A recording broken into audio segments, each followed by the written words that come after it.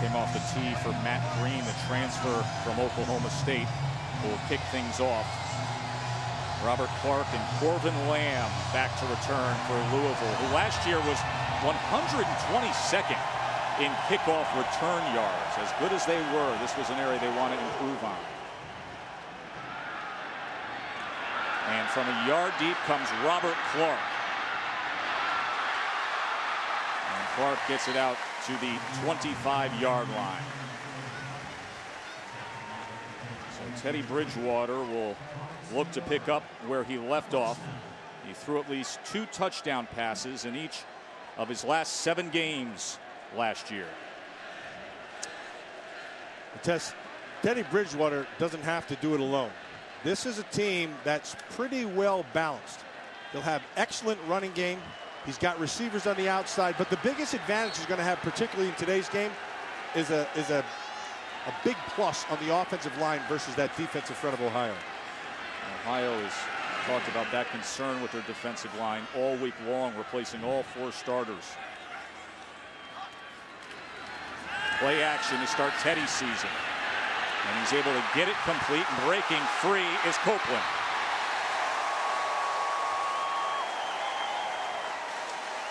Yes, we talked about him having some help. Well, he's got some impact players in this offense. And you can take a good look at him. You just saw what you have in Copeland, but you have Parker, you have Sonoris Perry, and Michael Dyer. Michael Dyer, to me, he is legit. Perry gets a start. You can see him right there, number 32. But when Michael Dyer is in the game, he's a game changer. Look to see the former Auburn star who transferred here to Louisville today. They quickly get it to Clark. And Clark able to muscle his way out to the 48-yard line. So much has been made about Teddy Bridgewater. Here's what I want you people at home to know about him. He doesn't want anything to do with the Heisman hype. He asked not to have a Heisman campaign. Doesn't want. He wants to play and get better and win, and he wants his team to be the best it can be. He's an impressive guy. 2nd and 4 as they go pistol with Perry as the lone back. Left tackle jump. False. Number 79 in the offense. 5-yard penalty. 2nd down. So Ohio lost all 4 starters on that defensive line from last year, and you point that out as a big advantage. Look at the size, man. Yeah, you can see. I mean, 270 pounds to 320 pounds, and there's one spot, the right guard. He's lightweight at about 275, but the longer this game goes on, and they can just get after him physically, it'll be tough for Ohio. Their discipline is going to have to be outstanding today. Here's Perry on 2nd and 9, waiting for the blocks in front of him, but only gains about 2 yards that time, as Perry was taken down by Xavier Hughes. The one thing you're going to see with any Frank Solich coach team, Tess, is good discipline. It's the backbone of everything he does. You'll see fundamentally sound football. You'll see good discipline across the board. He's an excellent teacher. This defense is going to have a lot of it. And they're also going to have patience. The longer this game stays close, advantage Ohio. Bridgewater will work out of the gun here on 3rd and 7.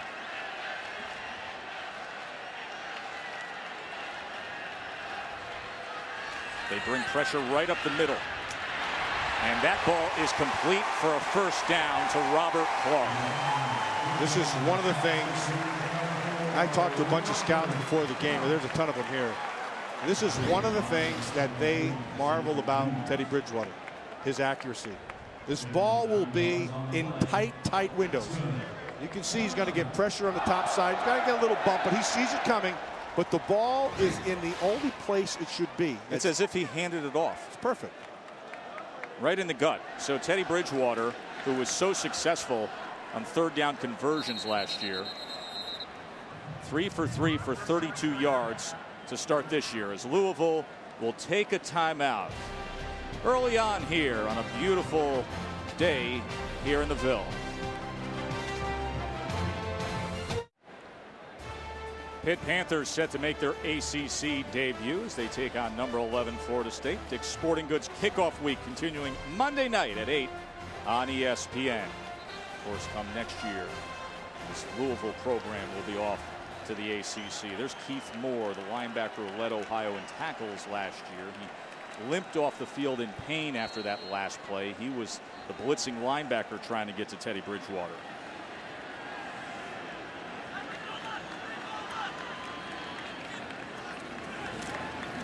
Norris Perry, and he's wrapped up after a gain of just 1 by Ben Russell. Quick to the line is Louisville. They keep the same personnel in. Pistol look. Bridgewater quickly gets it out and gets it complete to the 40-yard line to his tight end Gerald Christian. What's impressive about Bridgewater, he runs this thing all by himself. He's got this thing down in spades. He knows it inside and out, knows protections, does the whole deal at the line of scrimmage. Coaches rave about his ability to do so. Third down conversion yet again, and once again finding Gerald Christian, the transfer from Florida. This is a young man who was the #2 tight end recruit in the country when he signed with the Gators out of high school before coming to Louisville. You know who's done a fantastic job here at Louisville is Charlie Strong. What a program builder could not Coach be Strong more is. impressed with Charlie Strong. You talked about him turning down the Louisville job this offseason. Tennessee job, yeah. Tennessee, rather. There's going to be a bunch of jobs that come his way. But this guy, he's got this program headed in a fantastic direction. Play action now. Bridgewater gets to the outside, launches it downfield, touchdown, Damian Copeland. And could you start hotter than Teddy Bridgewater? 6 for 6 and a touchdown pass on his opening drive of the season. Yes. You know what's the most impressive thing about this? He's going to his left, has to kick his hips around, and it's just a flick of the wrist, and it's 6 quick.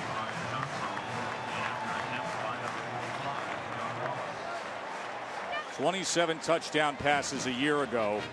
#1 comes that easily for this year.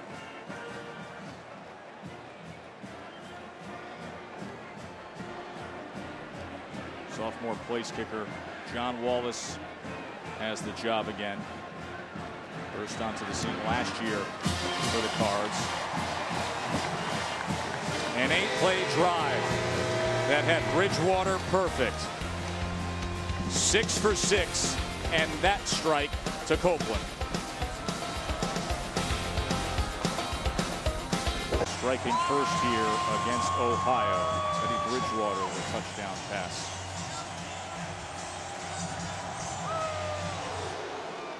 Wallace will kick away. Tess, let's go back to that touchdown. And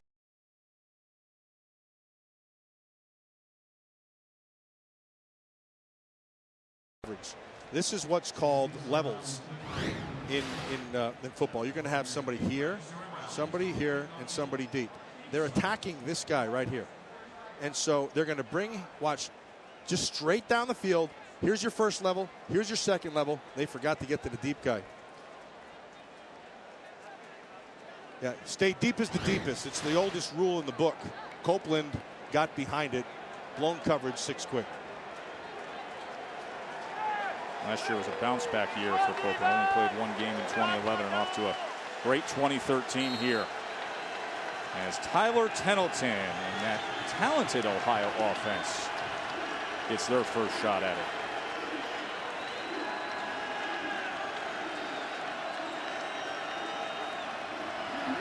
Blankenship, speedy little guy for about 1.5 yards. Had over 1,600 yards last year. Tettleton became the first Ohio passer to throw for more than 2,500 yards in back-to-back seasons last year. 2 by 2 with Blankenship now coming out of the backfield as they look to swing it to him, but it falls incomplete. So it'll be 3rd and 8. Ohio knows that they have a disadvantage up front. They know that athletically Louisville's better. So what they're going to do to counter that is they're going to get rid of the ball quick, which means if I'm Louisville, I want to tighten up coverage, which is what they've done right from the start. Now you got 3rd and long. They're going to give them the underneath stuff. Looks like a 2-shell.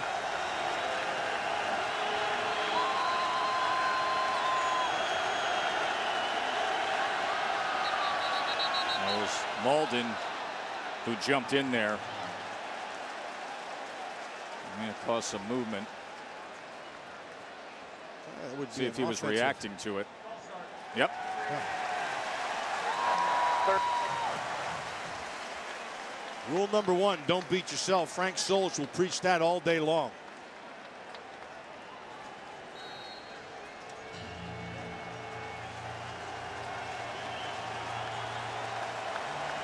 There's Matt Waters, number 80. Receiver who you see in the slot on the near side. So it backs him up to a 3rd and 13.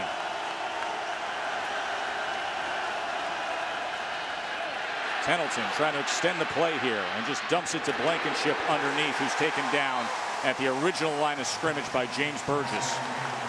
So the Louisville defense with 3 and out.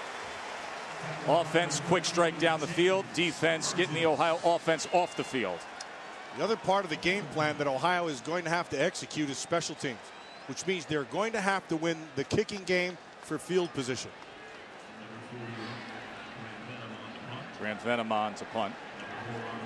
He's the starting punter last year as a freshman. Clark and De La Cruz both back to return. Shanked it. Yeah, that went far off to the right. Venom's punt there. So Teddy Bridgewater will get his 2nd at-bat of the day. He was simply perfect his first go-round, Matt. Well, it was simple. First of all, you can see he has no pressure, but look at the arm strength. And what I really want you to watch is the accuracy. Now, these quick throws, you won't see much, but there's a throw coming up here in tight coverage in a tiny window. That's as good as it gets. And this one right here, as he's going to his left, has to square his shoulders, get his hips right, but the ball's right where it has to be. He's an impressive guy. So relaxed, completely in control. Went and visited a local kindergarten class on Friday before he started this year. Focused and centered kind of young man. Dominique Brown with a nice spin move past midfield in a gain of 7. Dominique Brown's a former quarterback, Tess. He's still learning how to be a true runner. He stays a little bit too much upright. He kind of has that, gives you a big target. When he gets behind his pads, he's got some good size and good movement. He'll get better as this season goes on. 6'2", 216. So we've seen Perry at running back. Now Brown getting his turn. And then Michael Dyer, the former BCS championship game MVP, expected to see time today. 2nd and 2. Here's Brown again. Easily rips through the center of that Ohio defense for a Louisville first down inside the 35. 15-yard run by Brown. Yeah, but the whole key to this one is they go with a wide short motion back inside. It's right here. And they trapped it, and that's really well done. It's B.J. Butler who did a really good job of coming back inside with the block. Well, he cleared that hole, didn't he?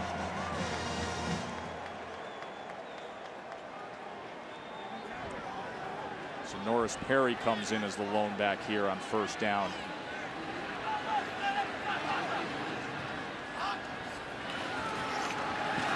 Here's Bridgewater, still perfect. Rogers scooting ahead to the 15-yard line.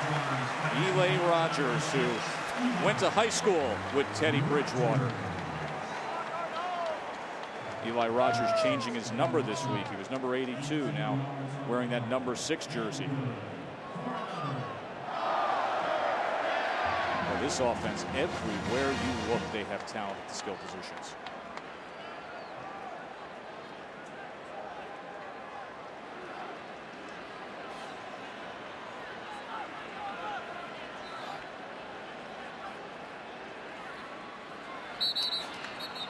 Flag comes in that time.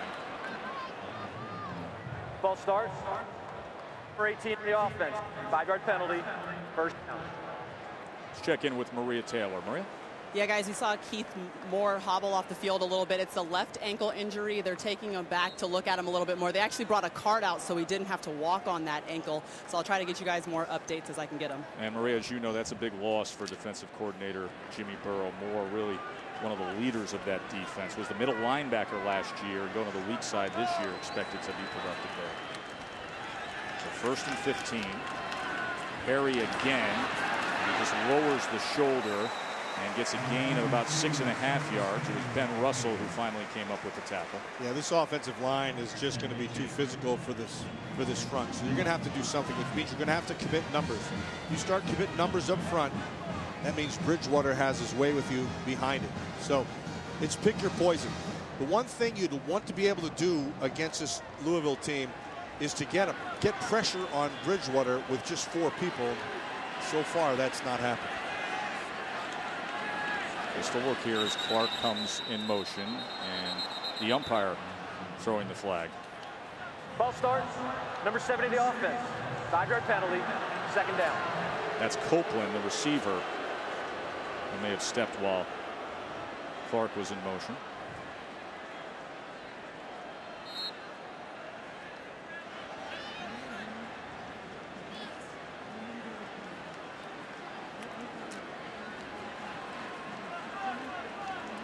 Back and forth they go to a 2nd and 14.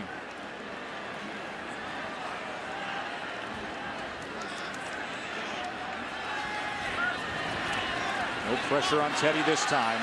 Oh, great throw. And how about that? Easy as could be to Copeland again. Tess, this is a back shoulder throw right on the dime in the smallest corner of the end zone. That coverage is not bad. This is one of those things you can't defend because he throws him open to the backside, and a great adjustment by Copeland. Copeland turned it to the outside and collects his 2nd touchdown reception of the day.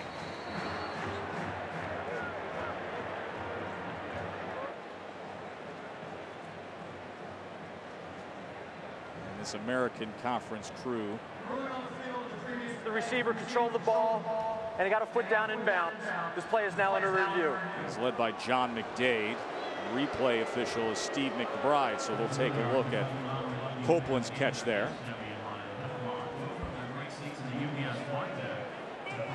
The ruling on the field is touchdown, so they need that indisputable video evidence. There's the catch. There's the foot.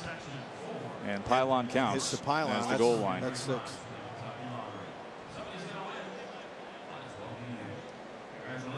Catch, foot, pylon, 6. Copeland had a touchdown catch in the Sugar Bowl against Florida. Another one of these Florida recruits for Charlie Strong. Tess, I can't be more impressed with Charlie Strong and the staff he's put together. The way they teach concepts, and the way he's put this team together. I mean, just a few short years ago, this place was in disarray. They had 15 wins in the 3 years before Charlie Strong took the job. The first thing you notice when you walk in the building is who's in charge. After further review, the ruling on the field confirmed. Touchdown. So the video evidence confirming that it was indeed a touchdown catch. Copeland's 2nd here, as Teddy Bridgewater is 8 for 8 to start the day.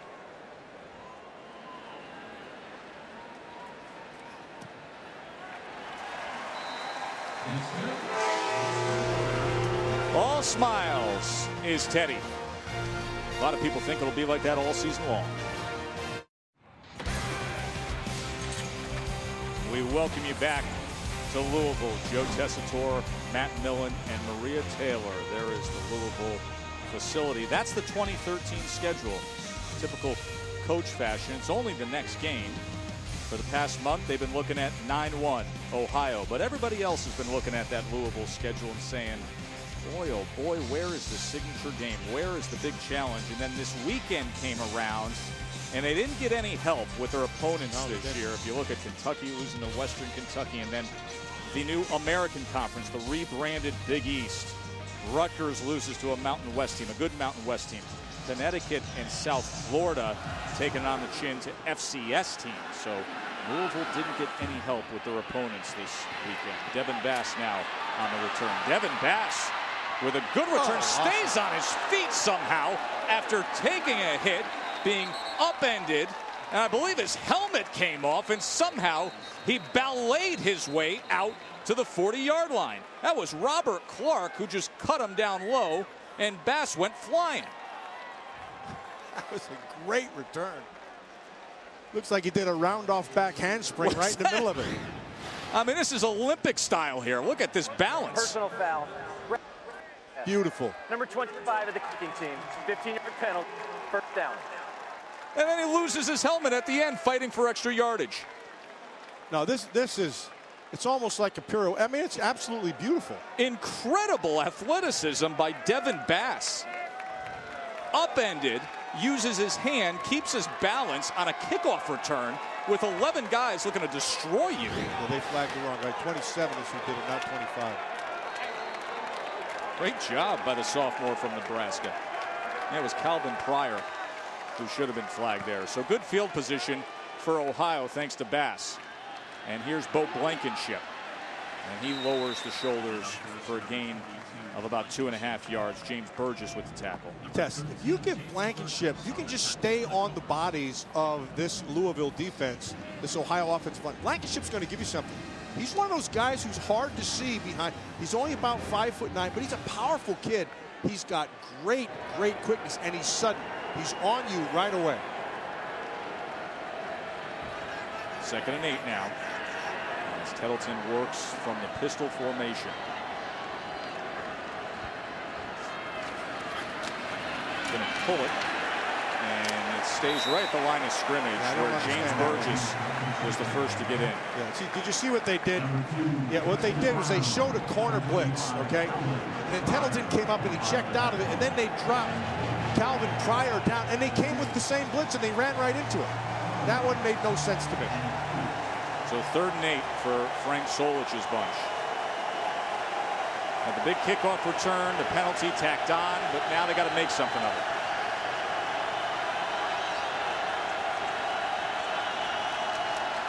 They're pressing Foster at the top of the screen, their best receiver, as they keep it on the ground, and Blankenship is wrestled down by James Burgess.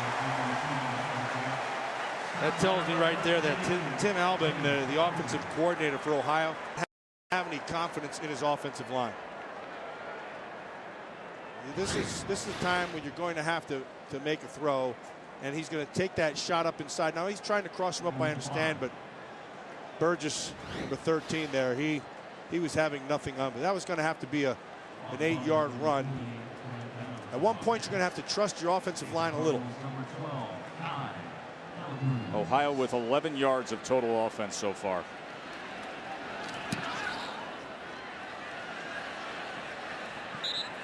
And this time, Venom's punt is positioned to the corner, and they will mark it at the 14-yard line. More Teddy Bridgewater for 8 so far.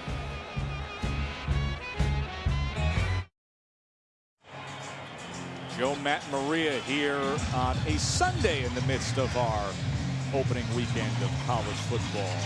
So much action deep into last night. And today Teddy Bridgewater already 8 for 8 to start his day. Perry, look at Perry, keep that drive going, spinning for a 9-yard run. Nicely done by Sonoris Perry. He's coming off a knee test. His best football still ahead of him. He's a powerful kid. He's got some size. And as much as you like this Sonoris Perry, I'm telling you, Michael Dyer, who's sitting over there on the bench, he's got it. Well, they're loaded with talent at running back. Perry, Brown, and Dyer, who we are yet to see. 2nd and 1. As they go 2 tights, single back with Perry. Perry was on his way to a 1,000-yard season last year before he suffered that knee injury. And the whistle comes in here as there was motion. That's their 3rd one, and that's one that Charlie Strong's not going to be happy with. 5-yard penalty, 2nd down. It's the same thing. We said it earlier. Don't beat yourself. I mean, and they're comfortably up right now, and they're riding this thing with Bridgewater at the helm. But when you get to other games, when you get in big games, you can't beat yourself. So all these little things. It's the first game of the year, I understand, but you got to clean that stuff up.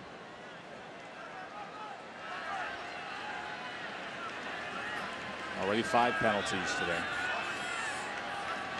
Perry remains the lone back here. Bridgewater on 2nd and 6. And another completion. This one again to Copeland, who's got 2 touchdowns already. There is number 26. You see him behind big Dominique Brown. Michael Dyer, former BCS championship game MVP at Auburn, got himself into a bit of trouble, went to Arkansas State where Gus Malzahn was the coach, was dismissed from there, took a year away from football at Arkansas Baptist College just to straighten things out. And he has. And he has come to be with Charlie Strong's zero tolerance policy here on the off the field stuff. And so far so good for Dyer. And so far so good for Bridgewater until Copeland couldn't corral it.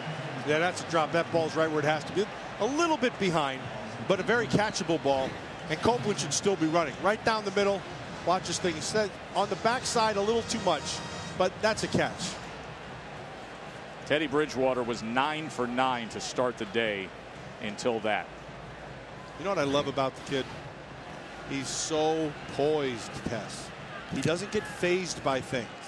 It's one of those guys that he'll just take it in stride. All right, let's go up and get this thing back together. And the leadership that he's showing this year is the real deal. And Michael Dyer is now in.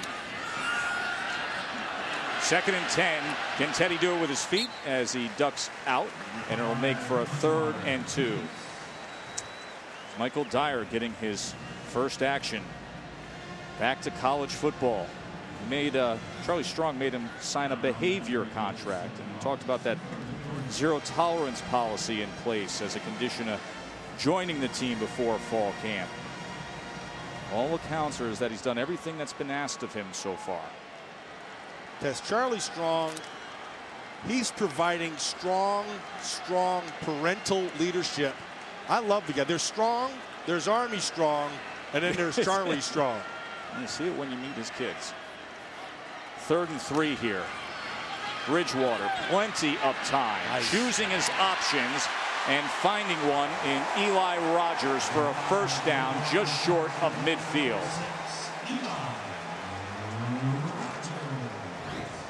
Watch the protection. Not a real big pass rush. He gets out. He gets off his mark, but watch the patience. But watch the accuracy. That's what you love about the kid, right where it's supposed to be. You know, he plays Tess with gloves. Always has. Has them on all the way. And, you know, a lot of times you see that and you think, how the heck does a guy have a feel for the ball? But he thinks he has a better feel for the ball with them on. How can you question him when you see the results? And around this time with Clark. Cuts back and is able to pick up about 4 yards that time. There are those gloves on Teddy Bridgewater. Yeah, I got a pair of them up here in the booth. You gonna broadcast with them on? Nah, they're too sticky. I hear the Velcro there. You know, every time the sandwich keeps sticking to the sandwich. That's the problem with you. You're always eating, so the glove gets in the way. I can't get it in all the way. These things are a little bit too small for me, but.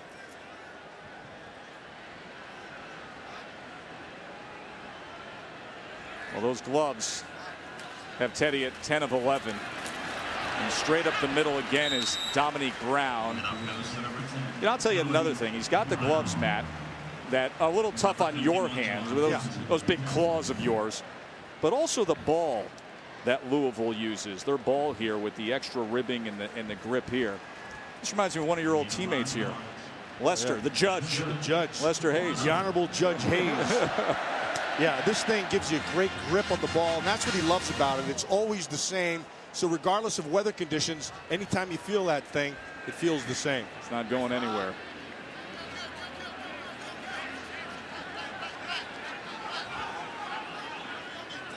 Was a first down run moments ago. Sonoris Perry, and they come charging in against Perry. That was Ben Russell who was the first to get to the senior running back. It was a 4-yard loss as Russell came surging in. And a near perfect first quarter counting down for the Cards. Teddy Bridgewater started 9 for 9. Already 138 yards passing and 2 touchdowns for the Heisman hopeful Louisville quarterback. 14-0 Cards at the end of 1. In Georgia last night. We still got much more to come tomorrow night with Florida State at Pitt. And right now you're watching just how brilliant Teddy Bridgewater can be. 2nd and 14, easy strike again to Copeland for yet another first down. Bridgewater's 11 of 12 to start the day. You know what I like about Sean Watson, the offensive coordinator for Louisville? He understands attacking the middle of the defense. And he knows he has protection right now. He's at a distinct advantage. They can't match up. This is the Ohio defense. They can't match up man-to-man, so they're forced to play zones. And so Bridgewater has just been eviscerating the middle of this defense. Look that one up, Tess. You know, accuracy is his thing. Last year against Kentucky was 19 of 21. That's single game best in school history. He's on course right here. First down run this time by Perry, and he was met in the backfield, then spun for just about a yard. That was Javon Johnson cutting him down. That Ohio offense barely saw him in that first quarter, Matt. 2 possessions, 2 3-and-outs. They did have the good field position thanks to that spectacular kickoff return, the penalty, but it's been Louisville dominating with their offense. Well, one of the things that Tim Albin, the offensive coordinator for Ohio, was worried about, as well as Frank Solich, was that Louisville defense. And they knew that athletically they didn't match up well, and they also didn't match up well size-wise. And so far, that's been prescient. Play action, little pressure up the middle. Bridgewater downfield. Wow! Devontae Parker. You better throw some ice on Teddy Bridgewater, because that guy is on fire. So in control, even when they're able to get him out of the pocket, just a flick of the wrist, and it's a 27-yard touchdown to Parker.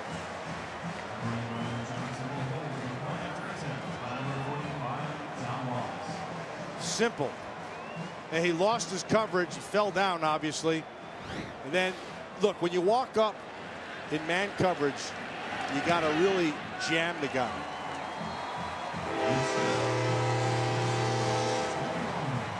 An 11-play drive that took 6 minutes, and yet another touchdown for Bridgewater. 3 passes. They've had a lot to celebrate here at Louisville, like the NCAA National Championship game. And Luke Hancock, who came off the bench and scored 22 points, also had 8 rebounds. They were down 12, remember, with under 4 minutes to play in the first half. He had 4 straight threes to rally the Cards, and Rick Pitino becoming the first coach to win the NCAA championship at 2 schools. 82-76, Louisville topping Michigan to take the title. And then just moments ago, Russ Smith and Luke Hancock out here on the football field as the good times keep rolling at Louisville. I don't know that any school has had more success in the course of 1 year than Louisville. You consider everything that was done here. You add in the Sugar Bowl by the football team, the women's Final Four, College World Series in baseball. Tom Jurich, the AD here, doing a tremendous job. And Charlie Strong's team up 21-0 in their season opener. Tess, I don't know if there is a bigger hidden gem in all of college sports than Louisville. Well, the ACC sure feels that way. Yeah, I mean, this place has got it. They got it going on. They got things in the right direction. They've got great coaching in place. They've got recruiting. I'll tell you, this place is a hidden gem, this football field, this football facility, this team itself. They are vastly improved, way past where they were just 10 years ago. Darius Vick now in at quarterback.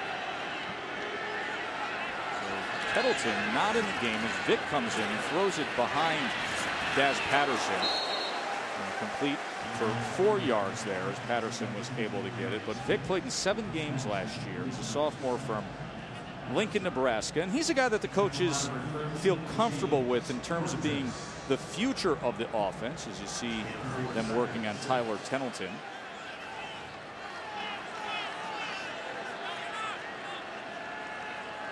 Blankenship in the backfield with Vic here, showing some pressure off the edge on 2nd and 6, and that never had a chance as that Louisville front with Brandon Dunn was able to swarm Blankenship.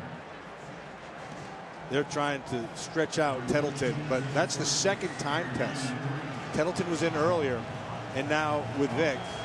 That's the 2nd time in a row that they kept the play on when you saw the corner blitz coming. Now, along with the corner blitz, you're also slanting your defensive line inside. There's nowhere to go in there. You got to get out of that. 3rd and 7. They bring 4 against Vic on 3rd and 7. And Vic gets it complete to Chase Cochran. He was covered by Terrell Floyd, but Ohio will get a 1st down. They haven't been able to move the ball at all. So Vic does the job as Tettleton is tended to. It's their first down of the day, Tess. Vic to pass again. Pressure comes up the middle, and they get to him. Roy Philon. And now they're able to get him with their front 4, which is a big deal, because what that does is down the field, there's no place to throw the football. You're going to get there with 4 people. They're playing a zone behind. You got nothing, nowhere to look except for the underneath dump off, and he doesn't even have time to get his arm up and throw it there. 2nd and 17 now for Vic. Bo Blankenship gobbled up after just a gain of 1, so it'll be 3rd and long. Tough spot for Darius Vic to come into. He did get a start last year. That was against Norfolk State, not at number 9 Louisville, but he had success there, was composed, and had 4 touchdown passes. Thought it was the future of the program. So much faith and productivity with Tettleton, but not in the game now, facing a 3rd and 16. That's the problem isn't with their skill people. The problem is up front. They can't move the front of Louisville. Louisville only brings 3 this time. That is tipped, and that ball is incomplete. They had a shot at it. Hakeem Smith thinks he pulled it off. That was but they come in waving it off as an incompletion. Going to put his helmet back on. It was Gerard Holloman who tipped the ball, and then Smith went after it. There's 1. There's 2. You know, he probably had simultaneous possession as it hits the ground. He has it right there, and then it. I don't know. Well, he may have got that hand underneath it. That hand may be between the ball and the turf. He may have that. So they're going to take a look at this with replay official Steve McBride. An incomplete pass. This play is now under review. While they look at this, we'll take a very short break and come back and see if Smith did get his hands between the ball and the turf.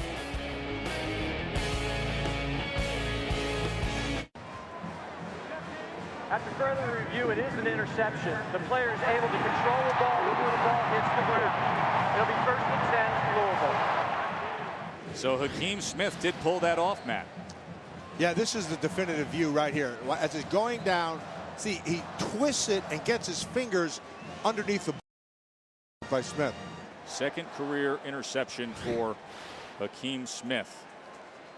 He has started a team-leading 39 straight games this senior. He's got a chance to be a 4-time all-conference selection.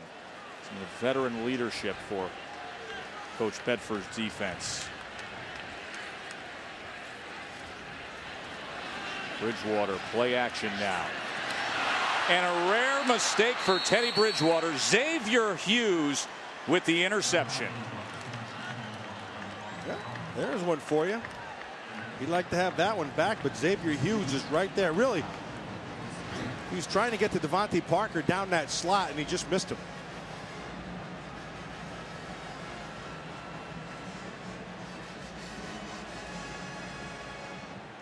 Just when everybody thought we should put an S on there instead of a 5. 3 touchdowns and that blemish. So they go dueling banjos with the interceptions here, and Ohio's offense is back on the field. And Tyler Tettleton is back out there playing quarterback. Blankenship Nice hit. nowhere to go at all as Preston Brown came up to make the play. Maria? Yeah, guys, I checked in with the head trainers for Ohio to find out about Tyler Tettleton, and they said that it was basically a coach's decision to change up the quarterback rotation, but also linebacker Keith Moore is out for the game. It's a left ankle injury. That's a bad loss for the Ohio defense. And Tettleton, they didn't have a first down, so he turned to Darius Vick just to try to create a spark. Now Tettleton back in the game. 2nd and 10. Lofts it. Wide open is Talbert. There was a hole in that Louisville defense, and Talbert takes it all the way down to the 37-yard line. Had a little bit of time there. Ball still comes out pretty quick. That's a blown coverage. Talbert's down in that area. There's no defender around him. Anthony Talbert played 3 years at NC State before transferring to Ohio. Blankenship looking for a little bit of room, and he slithers his way down inside the 32-yard line, tackled by Brown. They go quick like this. Get them before they can get stuff in. That's smart. 2-by-2 shotgun. High snap. Tettleton quickly gets it out to Cochran, who turns the corner and then looks to cut back. A flag is down, so we'll wait for the penalty.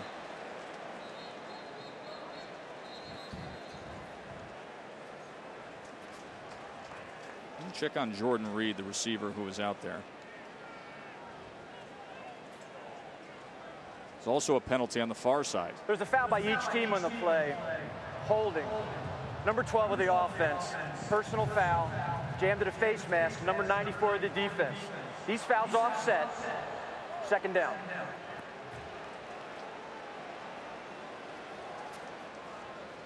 So offsetting penalties. Watch Jordan Reed here with the holding. Yeah, right there. See it on the shoulder pad. Grabbing a chunk of Jermaine Rev, who was trying to get to the outside and make a play on that. So it's 2nd and 5.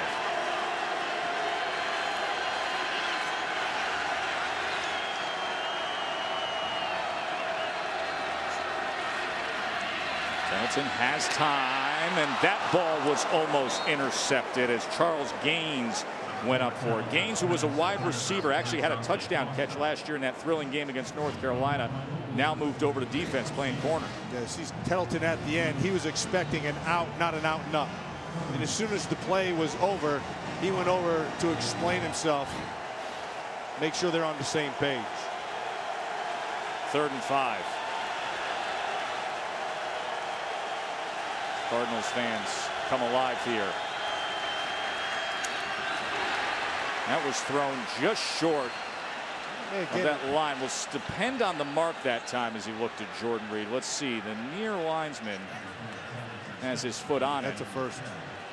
And they're going to move the chain. So a 1st down toss from Tettleton to Reed. That's the old Madden rule. Which foot do they give it? The left or the right? Yeah, went with the right, and that was the right one. Got the first. Frank Solich happy to see now a moment of consistency from his offense. Blankenship tried to spin free. Gets about 2.5 yards that time before he was wrapped up by Preston Brown and Mount. They keep running back inside against the heart of that defense. They must like something inside. I don't know why you wouldn't try to get Blankenship out on the edge a little bit. Get him in some space.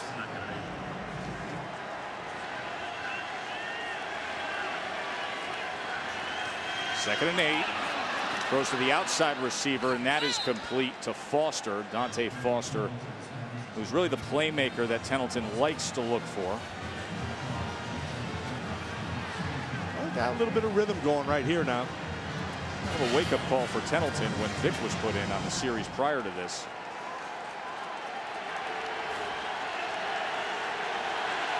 You settle in, but you're in a 3-touchdown hole by the time you do. See if Ohio can get themselves on the board here. First down run by Blankenship. And he was met at the line of scrimmage again by Preston Brown. So Brown very active defensively, filling those holes. He had 13 tackles in the Sugar Bowl win over Florida. One of the things I'd like to see with this Ohio offense, they've got a little guy there Desmond Patterson. Number 7. Get him in space. Line him up in the backfield, motion him around, get him in space, or put him in the slot. That kid can make you miss. He's got some juice to him. Not on the field in this formation. The speedy back and slot receiver. 2nd and 10.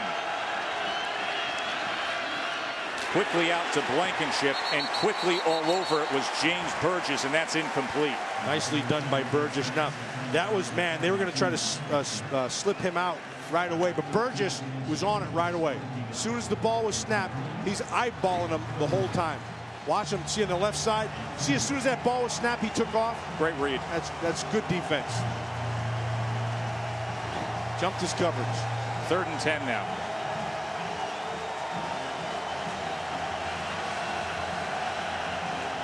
Only have that one conversion on 3rd and long so far today. A little bit of pressure straight up the middle. Gets rid of it quickly and knocked loose that time as George Durant came in against Talbert. Tess, it looks like Tettleton is not putting any juice on it today. It just looks like he's kind of, I don't know what it is. He needs more zip on the ball. He's just kind of like tossing it almost. See that?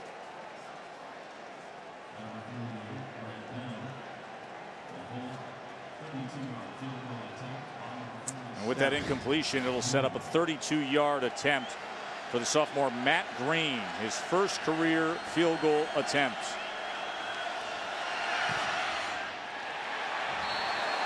And he'll be thinking about that one. It never had a chance off to the left. So a brief moment of consistency on offense, and still that 0 on the scoreboard. 21-0 home team, as Green couldn't put it through.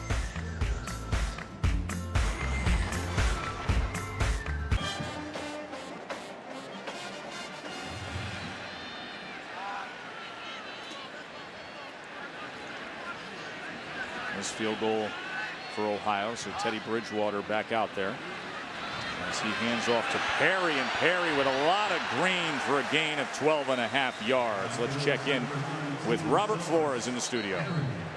All right, Joe, time now for a Taco Bell Liv Moss moment. And last night, what a game between Clemson and Georgia.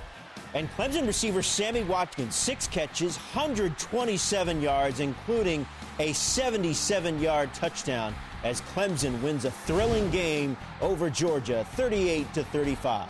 Joe, Matt. Taj Boyd at his absolute best last night. There was a holding there on that running play by Perry, so they will back them up. Thank you, Robert. That was a great game last night, wasn't it? Sure was. 38-35 Clemson. You know, a game that this early in the season deciding so much. Monster. Now, we had framing the season for Clemson really be something special. Dominique Brown wrapped up after a gain of 2 yards. And now for today's Aflac trivia question. Aflac. Told you Louisville had such a great year, combining for 126 wins this past athletic year in men's and women's basketball, baseball, and football. 3 wins shy of the NCAA record for a single season. What school holds the record? 126 wins. There's a school out there that did even better than that when it comes to the premier sports. 2nd and 6, Bridgewater. That was deflected that time as the pass was defended by Josh Kristoff. No, remember a couple of years ago, you and I headed down to Waco, Texas, and did that thrilling RG3 last-second win against Oklahoma? Baylor Bears. That was part of the 129 wins. Brittany Griner, of course, women's basketball, the success they had with men's basketball and baseball that season. You know, 2 athletic programs that have really been on the rise. You think about Baylor and Louisville and what they've done on all fronts in recent years. 3rd and 6 now. That's Art Briles down there. I think he's one of college's best coaches. And the first down picked up that time as he was able to hit Devontae Parker. You know, I always like to see what happens to a quarterback after he makes a mistake. When he throws a pick, how do you come back off it? Bridgewater, like we said earlier, is one of those guys. He doesn't let things phase him. He's just, I wish the fans could have a chance to sit down with the kid like we had a chance to sit and meet with the kid. He's just a kid he's got it. He's a great kid. Tailback now is Michael Dyer. Play action. Bridgewater on the money again as he finds Devontae Parker. Teddy likes to call him Spider-Man. Says he's got that tremendous catching radius. He's got a web that you just throw it into him. 19-yard reception here for Parker. And watch him sink his hips right there. Now, that's actually not a very good route. That was just poorly defended. You need to sink. He's usually a pretty good route runner. Made a defender lose his shoe.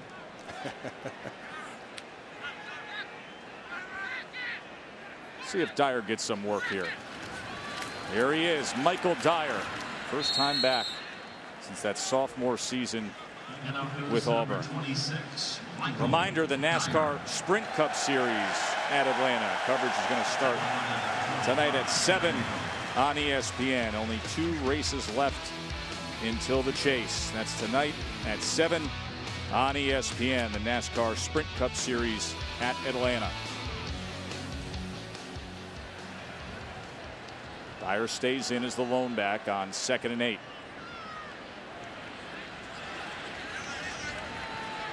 Checking at the line of scrimmage.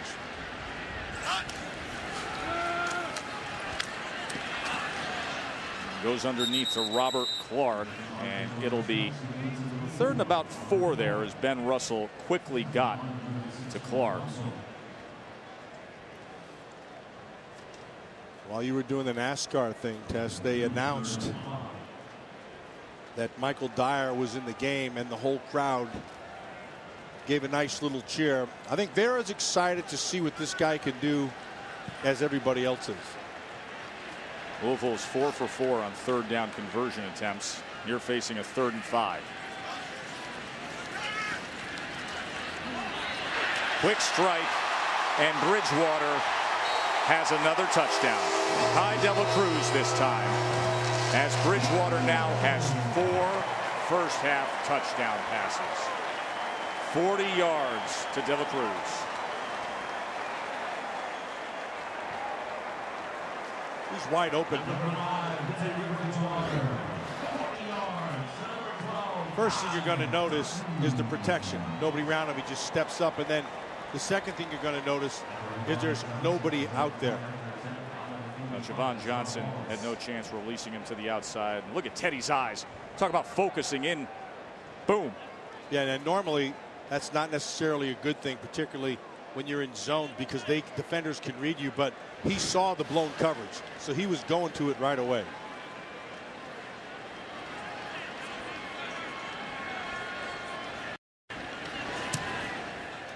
Wallace caps the 4-touchdown lead.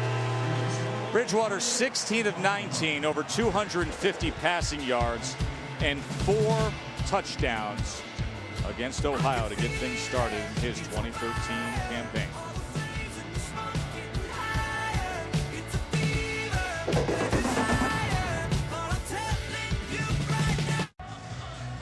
You want to know how they got it? Here's what happens. They're going to run this thing and stop it right there.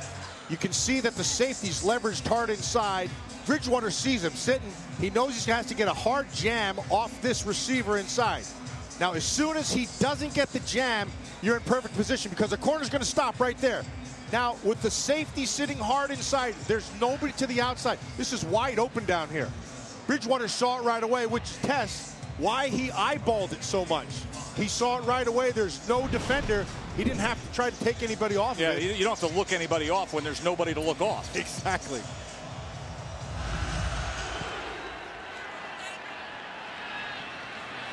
And another penalty flag as this was kicked out of bounds. Let's check in with Robert Flores again. Robert? All right, Joe, coming up with the Lexus Halftime Report, I'll be joined by Mark May and Lou Holtz. We'll take another look at the most polarizing figure in college football, Johnny Manziel, in the film room with Florida State quarterback Jameis Winston. And we'll get you set for week 2. What games jump out at us? That's coming up at the half. Joe, Matt? Thanks, Robert. I'm very interested to hear what Mayday and Coach Holtz have to say about Johnny Manziel. And, you know, we've been talking, you juxtapose Teddy Bridgewater with Johnny Manziel, and not to sit here and point fingers at Manziel time and time again. Sure. But Bridgewater, the talent he has, the way he conducts himself, the background, everything he's overcome in life, from the childhood he had and his mother with the breast cancer and the circumstances growing up back in Miami. He's a great guy to be around, and it makes you feel good about the game and his leadership and his ability. And this is Waters here. Matt Waters trying to turn the corner on the pass from Tettleton. And then you watch what you watched yesterday with Manziel, Matt. I know you're an old school guy, and the way you came up. I was listening to your reaction yesterday. Share that with the audience a bit. Well, I wasn't too thrilled that the thing that got me, Tess, was when he just ignored Kevin Sumlin as he's walking off the field. To me, that kid, I would bench him this week after I gave him a size 13 in the rear end. That stuff can't happen. Good play by Calvin Pryor coming up that time. So it'll be a 3rd and short for Ohio. It's, you know, look, the guy won the Heisman Trophy. Everybody knows, including himself, that the spotlight is brightest on him. So it's okay to enjoy it for a little bit, but have a little class. Not third, first class. He's not doing it right now. Well, we'll hear what the guys have to say. Everybody continues to react to Manziel yesterday. 3rd and 1 here. Here's Patterson. And he's able to drive those legs ahead for a Bobcats first down as Brown was the first to meet him. But by all accounts, anybody who meets Teddy Bridgewater, spends time with Teddy Bridgewater, you know, and I've heard people say it. This is everything Manziel. You think about Manziel and the things attached to him and the characteristics and traits and the labels. You meet Bridgewater and you're blown away by the level of maturity. That's what it is. And humility. And, you know, we don't want to turn this into a Teddy Bridgewater love-a-thon because the kid, you know, he's got things to work on. You know, you saw the pick, the decision-making things. He makes good decisions. There's some things he needs to work on. But everybody has things to work on, including Manziel. But maturity shouldn't be one of them. Matt Waters again getting another look here from Tettleton. Just over 2 minutes to play in this first half here in Louisville that has been dominated by Bridgewater and the Cards. You know, I think Kevin Sumlin's an excellent coach. And I'm watching this Louisville team, and I'm watching Charlie Strong, and to me, there's a difference. Charlie Strong would strong arm that. And I think that's a difference.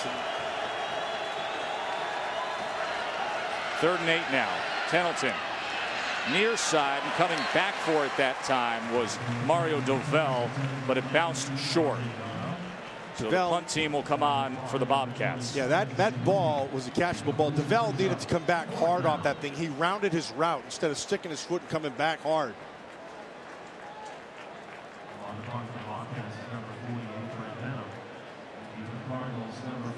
Only 88 total yards of offense for Ohio to Louisville's 326. Tettleton's not cutting it out today. He's not cutting the ball loose today. And Venom punting away. As this is fielded by De La Cruz. And fights his way just for a few yards out to the 24-yard line. Flag comes down at the end of that. Teddy Bridgewater today, well, he had it working early. Was flawless, and the target he was finding early on was Damian Copeland. A couple touchdown passes to Copeland, and then simply finding a wide open Parker. And he did have the one blemish as he was looking for Parker over the middle. Lone interception, but that interception is framed against 4 touchdowns and a 16 of 19 passing day for 254 yards passing. By the way, in his career, the career high, he had a 5-touchdown game last year. Holding penalty is going to back up Louisville's offense to the 11-yard line. So here he sits on 4 touchdowns in the first half. And his career high is a 5-touchdown game. You know, he started off 9 for 9, but he really was 10 for 10. There was a drop pass in there. You already see where he ranks in Louisville history, and this is a school that through the years and through all the different coaches, they have produced productive quarterbacks. You know, Gruden, Jay Gruden, Chris Redmond, Dave Ragone, LaFours. There's been some statistical guys through the years, as Sonoris Perry with a 9-yard run. It's been running hard today. That was a pretty decent quarterback who played here back in the day. Well, way back in the day, Johnny U. Oh my goodness, maybe the stats were a little different back then. Maybe the best of all time. 2nd and 1 as they go up tempo here with just over a minute remaining. That ball is tipped and unable to corral it that time. There's Ryan Hubble, tight end, trying to haul it in. There is Johnny U back in the early 50s before he would go on to his Hall of Fame pro career. And the statue out in front of the football facilities in the end zone to our left. One of the greatest to ever play, if not the greatest quarterback. And in 1955 could not make which team? Pittsburgh Steelers. Yeah. He was playing sandlot ball back then. Yeah, you got it. 3rd and 1 here, I formation with Perry. We'll go with 2 timeouts as Perry gets to the edge and is able to pick up the yardage. So it'll be 1st down for Louisville. Clock will stop for the moment.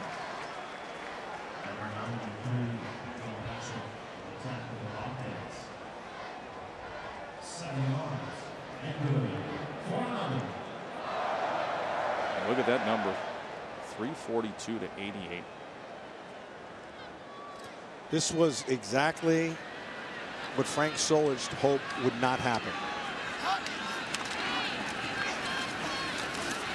Perry again, as Louisville's contented here with what's been accomplished in the first half. Not going to get greedy with a 4-touchdown passing first half out of your Heisman hopeful. Number 9 looking very much the part. 16 of 20, 254, 4 touchdown passes. First couple going to Copeland. Let's go down to the. That's a trait that's really hard to teach. Yeah, I think he's in control. Exactly. He's very comfortable with his skill set, his talents. He knows what he's doing, and he's calm and relaxed going about his business, as was the entire Louisville team, who outgained Ohio 342 to 88. Heard from Charlie Strong with Maria Taylor earlier. He said the only thing to work on, penalties. They had 7 penalties for 55 yards as Ohio will take possession to start this second half, trailing by 4 touchdowns. Josh Appleby with the kickoff here. And that was a poor decision to bring it out that time as Devin Bass brought it just past the 10. Maria? Guys, for Ohio, big plays are the problem. Frank Solich told me they're letting too many guys run around in space in their defense. He does like that the offense has proved that they can move the ball. They need to get back there with Tyler Tettleton.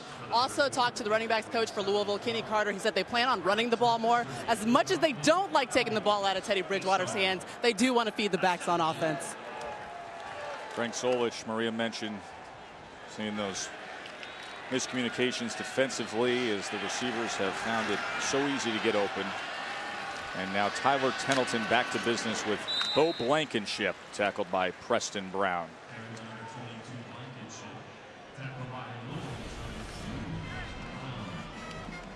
See the first down margin. Louisville just having long sustained drives. Wasn't until the second half when Ohio even had any consistency with an offensive drive. There's a fumble there, but right place, right time was Dante Foster. And what you're really watching right now is physical superiority and a physical dominance up front. Ball's out, not well thrown, but just watching which guys getting off blocks and flying to the ball, just being physical. To me, the whole key was up front. 3rd and 5. 3 of 8 for 3rd down conversions. Almost jumping the route and coming up big that time was Jermaine Rev. Jermaine Rev had a chance to take it 6 to the house, but this group is just physically just getting after them. The pocket's collapsing. He's having, Tettleton's getting rid of the ball quick, which we knew he was going to do anyway, but coverage is tight. No separation by the receivers. There's just an athletic difference. You can see it. 3 and out again as Robert Clark and Kai De La Cruz back to return Grant Venom's punt. Venom gets off a good one. They have a Cruz backed up, looking for space, and then taken down at the 32. So the hype coming into the season with Teddy Bridgewater, remember just his junior year, but by all accounts, I mean, you take out the multi-million-dollar insurance policy for an injury, you can think about where things are going to be headed a year from now. The top quarterback prospects, according to Scouts Inc., Bridgewater sits atop the list. The question I have for you, Matt, is when you think about who could be coming out, and that's a good group with Hundley and Morris, McCarron, and so many that, I mean, you got guys who redshirted last year as freshmen, so they're eligible to come out. A guy like Marcus Mariota. I'll get to that in a second as Perry takes it up the middle. Where is Bridgewater in terms of the gap between Bridgewater and the rest? Are they close to him, or is he standalone by far the #1 prospect? Are you talking about draftable or overall? Draftable. Draftable, yeah. There's probably a couple spots in between what you saw there. He is standalone. He's the best #1 pro prospect. He's the best one out there. I mean, you talk to these scouts, everybody says the exact same thing. Now, having said that, there's a draft eligible guy. To me, the second best quarterback in this country right now in collegiate level is Marcus Mariota, and he's not a finished product. Look at that. Bridgewater just getting away, and look at this. Showing you the arm strength on the but well beyond Copeland. But you see how he can just effortlessly flick it downfield as he accelerated past the defender and then launched it. Now, he was expecting Copeland to keep on going deep, and Copeland didn't. Copeland slowed down. But he made the defender miss out in the flat. Once he got his hips straightened, he just flicked that sucker for about 50 yards. 3rd and 6 now. He showed you the quarterback list. Overall, he's projected as the #2 prospect in the entire draft behind Clowney. Clowney's playing himself out of it. He keeps doing what he did this past You were weekend. not impressed not Thursday night. 3rd and 6, pressure up the middle. Bridgewater escapes it, gets it complete, and a first down to Perry.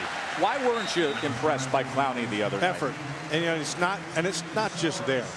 And that has been his MO. He'll make a big play, and then he'll run around the block. You can run right at him. He needs to straighten out his game, because he is a player. Clowney's a player who's got a great skill set, but it takes more than just the ability to be able to bend and run and move all that stuff, unless you just want to be a pure pass rusher. But you got to play the whole game, and he takes too many things off for me. First down for Louisville to the 45. As Bridgewater checks here out of the gun, flanked by Dominique Brown. And Brown gets the call, and it was a good call by Bridgewater. Flag is down back at the 41-yard line. We'll see if this comes back. Holding number 71 of the offense. 10-yard penalty. First down. That's Chris Acosta, the right guard who you mentioned earlier, Matt. Yeah, Chris Acosta, they're waiting for their normal starter to get in. And Acosta's doing a solid job. You can see him coming around on the outside. He just that was a nice tackle. It'll show up on the tackle sheet later on. But look at his running style at Dominique Brown. He's a straight up and down guy. Now, there are guys who've had great success doing that. One of them's in the Hall of Fame, and Eric Dickerson. Now, he doesn't quite run like Eric Dickerson did. But what that does, I mean, he's going to take some shots. That's a big body. Remember, he came to Louisville as a quarterback. Yeah. And so standing upright is what he did for his entire prep career, and then early on in his career here at Louisville. 1st and 20. And Brown gets the call again. And a gain of 4 that time for the junior, who missed the entire 2012 season with that knee injury that we discussed earlier. Happened in fall camp last summer. Michael Dyer checked into the game. I was looking forward to watching Michael Dyer in this game. I wanted to see him get more work than he's gotten. I think what Coach Strong's doing is just he's gonna feed it to him slow, because I think he's still picking up the offense. He hasn't played for a while, but you can see the skill set that he displayed at Auburn. 2nd and 16. Bridgewater is going to go underneath and gets it to De La Cruz. It'll depend on the mark. He may just be a half yard short. Everybody remembers Michael Dyer, who you see there now in a Louisville uniform. for what he did back in the BCS National Championship game, January 10th, 2011. This was the play that put them in position. Everybody thought he was tackled. His knee was never down, and he was smart enough and encouraged by some folks on the sidelines with the Tigers to keep running, Michael. 37 yards he went, and it set up the game-winning field goal as Auburn would go on to win the national title against Oregon 22-19. Got himself into trouble, straightened out his life, took a year off from football, and now arrives here at Louisville. And here is Michael Dyer, right on cue, touchdown. Welcome back, Michael. 46-yard touchdown run from the former BCS championship game MVP. And oh, does that have to feel good for everybody involved with this story. Listen to the crowd. They know it. This is another special guy. And Charlie Strong knows what he has. And Charlie Strong is being strong on this guy. Michael Dyer. I put some tape on the other day. I was like, whoa, where did this one come from? So you think Louisville has a few weapons? You know about Teddy Bridgewater and the star receivers, Perry and Brown. And then there's this addition when fall camp opened up. Former BCS title game MVP, now a card. Into the end zone goes Dyer.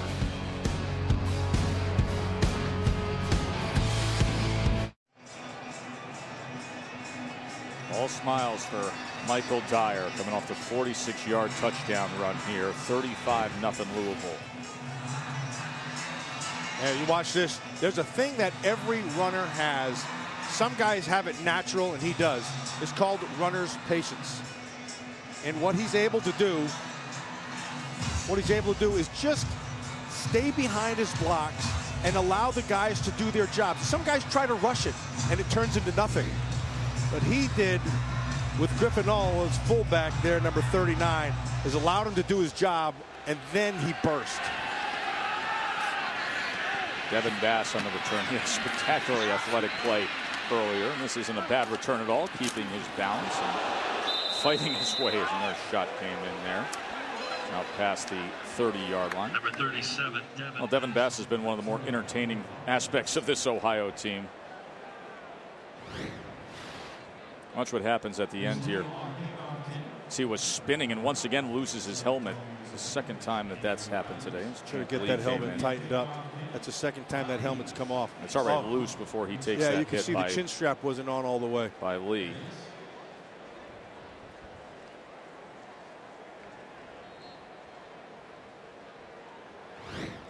Been that kind of day for Ohio. And this is a team that has big expectations as they think of themselves as a real contender in the MAC. Downfield wide open was Foster. Dante Foster from Tyler Tettleton.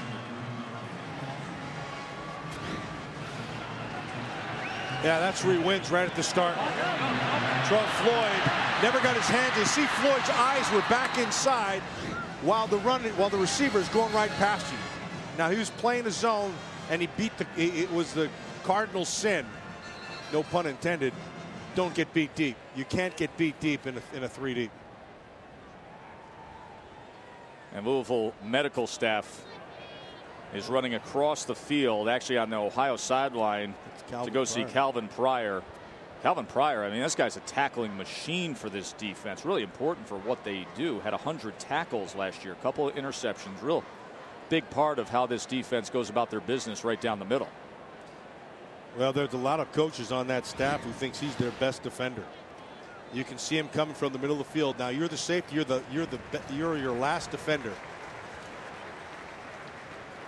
Last line of defense, and he's able to make this play. But it looks like he kind of smashes his face mask right into the ground there, just in a desperate measure to try to get to Foster. So he's up and walking up. And you see Charlie Strong, a little animated as he comes back over to his side of the field. 35-0 for the number 9 team in the country. And you know, we talk so much all off season about this schedule for Louisville and what they need to do and how they need to look week in and week out. these are the scores you want to see out of Louisville, because the to. schedule, Exactly. for the most part, you look at it, it's not going to offer signature moments. You know, Tess, I think that's why Charlie Strong did what he did with his schedule. One at a time. All you saw was 9-1 Ohio. And then next week, you'll see the next team. And that's it. Don't look ahead. Focus on what you have to do. They're going to be favored in every game this season. They're going to get better as the season goes on. He's got himself a good football team. He's got talent at the quarterback spot, the running back spot, the receiver spots. He's got an offensive line that's coming together. He has a defense that has some potential in terms of pass rush. He's got the whole package. He can run this table, but they're only going to do it with great concentration, one at a time. Sam Johnson is down after that 4-yard run by Blankenship. He missed most of last year with injuries. They tend to him. We'll take a quick break. That's scheduled for Louisville. Only one game on it right now. One at a time, says Coach. On a day when we're raving about the current pretty good quarterback at Louisville, boy, perhaps the greatest of all time, played his college ball here. Johnny Yu, as Teddy Bridgewater, the guy who everybody has topping the pro prospect list currently in college football, has put together a heck of a day. Ohio's been on the go. 2nd and 6, incomplete pass by Tettleton. Johnny Yu, 3-time NFL champion. See what he did at Louisville back in the early 50s before going on to all the success with the Colts. Keep in mind, that was a time when A, numbers weren't that big a deal. B, that was running. You ran the football all the time. But Unitas was just a cut above, much like Bridgewater is right now. 3rd and 6 now for Tettleton and the Bobcats. To the end zone he goes, and that was defended that time as Charles Gaines had coverage on Chase Cochran.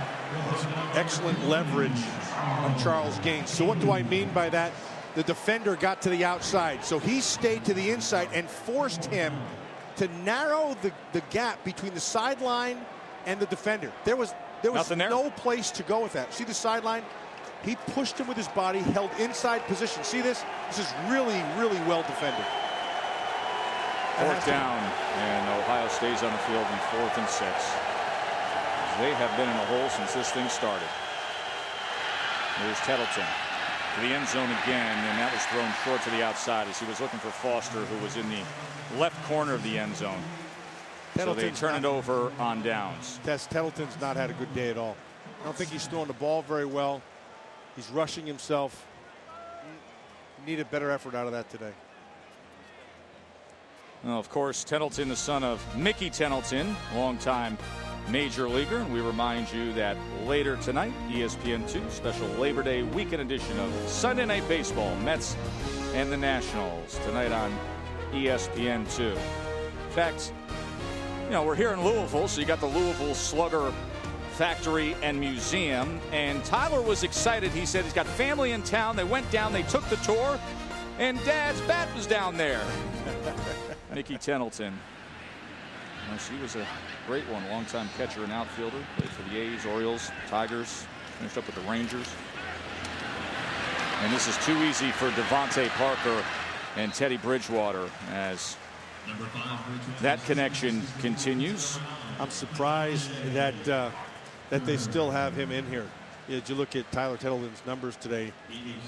Not the day he was looking for. And this is a guy who's had a lot of success. And he needed help, Tess. He couldn't do it all by himself. So he needed some kind of a running game, which they have not been able to generate at all.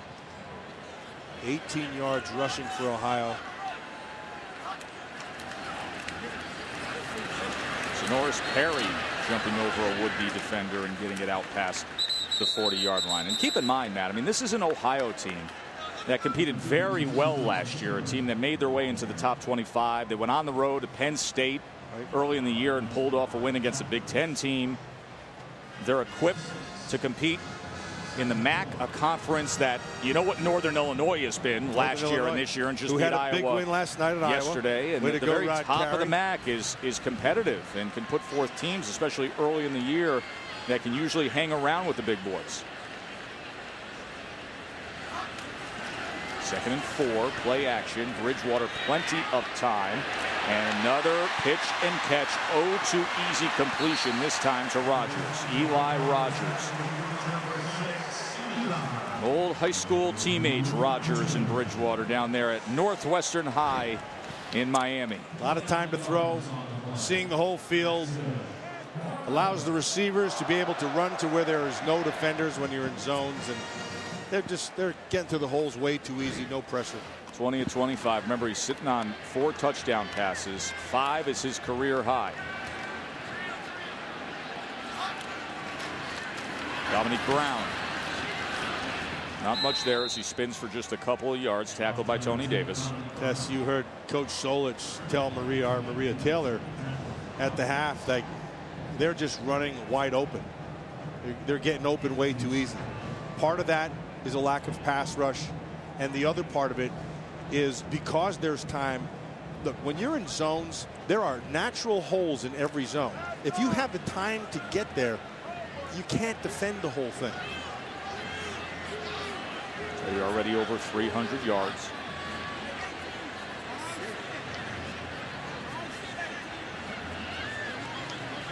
Checking at the line of scrimmage.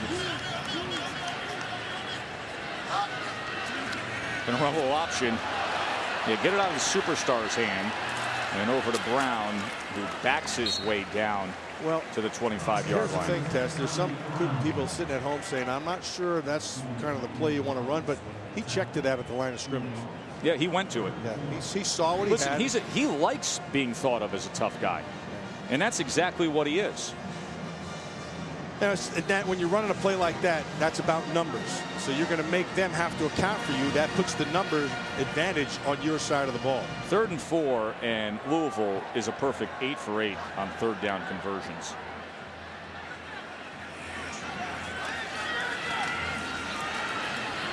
Going to take a shot downfield. Well, there's number 5. Tie the career high for Teddy Bridgewater as Robert Clark just had it lofted right to him. Perfect match in stride, and Bridgewater just cannot be stopped today. I want you to watch this. What they're just going to do, they're going to motion a guy right to you. Okay, there's going to be motion. He's going to come down. You're going to watch. He's up top. Here he comes. You can see him right down here. Motion. Now, the whole key to that was the inside receiver. He made the defender hesitate just a tad, and that allowed him to get separation on the outside. And that ball was delivered to the right place, into the hands of Clark. Bridgewater stamping this opening weekend, the Heisman hopeful, with a big day. 5 touchdown passes.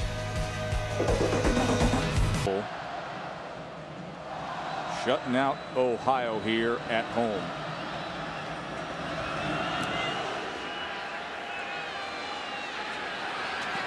Here's Devin Bass from the goal line. And he lowers the shoulder as he gets out to the 28-yard line. Bass has been a little feisty, hasn't he?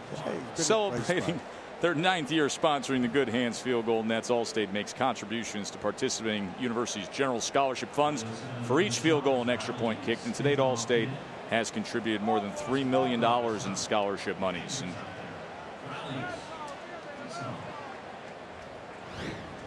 I want you to watch Bass at the end of this. After he's had his helmet knocked off twice, he decided that he was going to go punish someone. That was the wide receiver Robert Clark playing special teams.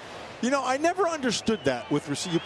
You get a kid in and you put him on special teams. A kid who's never tackled anybody as a receiver his whole career, and you say go down and tackle him. Ryan Boykin in now at running back for Ohio. He's the bigger running back. You got Blankenship at 5'9", just over 200 pounds. And Boykin, as Teddy Bridgewater takes a seat, talks things over. He's only sitting on 348 yards and 5 touchdowns. Yeah, I'd be surprised if we see him anymore. I thought we wouldn't see him after the first series. 2nd and 7. Tettleton with a strike in the seam there, but just beyond Matt Waters. Pass intended for number 80, Matt Waters. You know, Tettleton's a guy that comes in holding the Ohio career passing records for yards, completions, touchdowns. Last year was one of the few quarterbacks in the country with over 15 touchdown passes and fewer than 4 interceptions. In fact, Tyler and A.J. McCarron, the only 2 returning that can claim that. So he's an accomplished quarterback, but having a tough day here. Now facing pressure, launching it downfield, just throws it up for grabs, and that was almost intercepted that time as Flood was trying to track it down. He was looking for Sebastian Smith.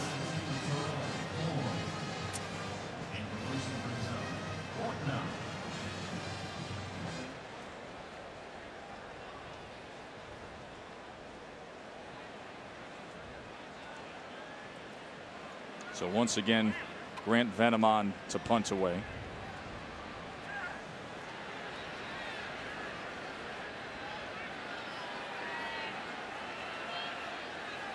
See if we are done watching Teddy Bridgewater at quarterback when Louisville gets the ball here. Here's Rodgers now.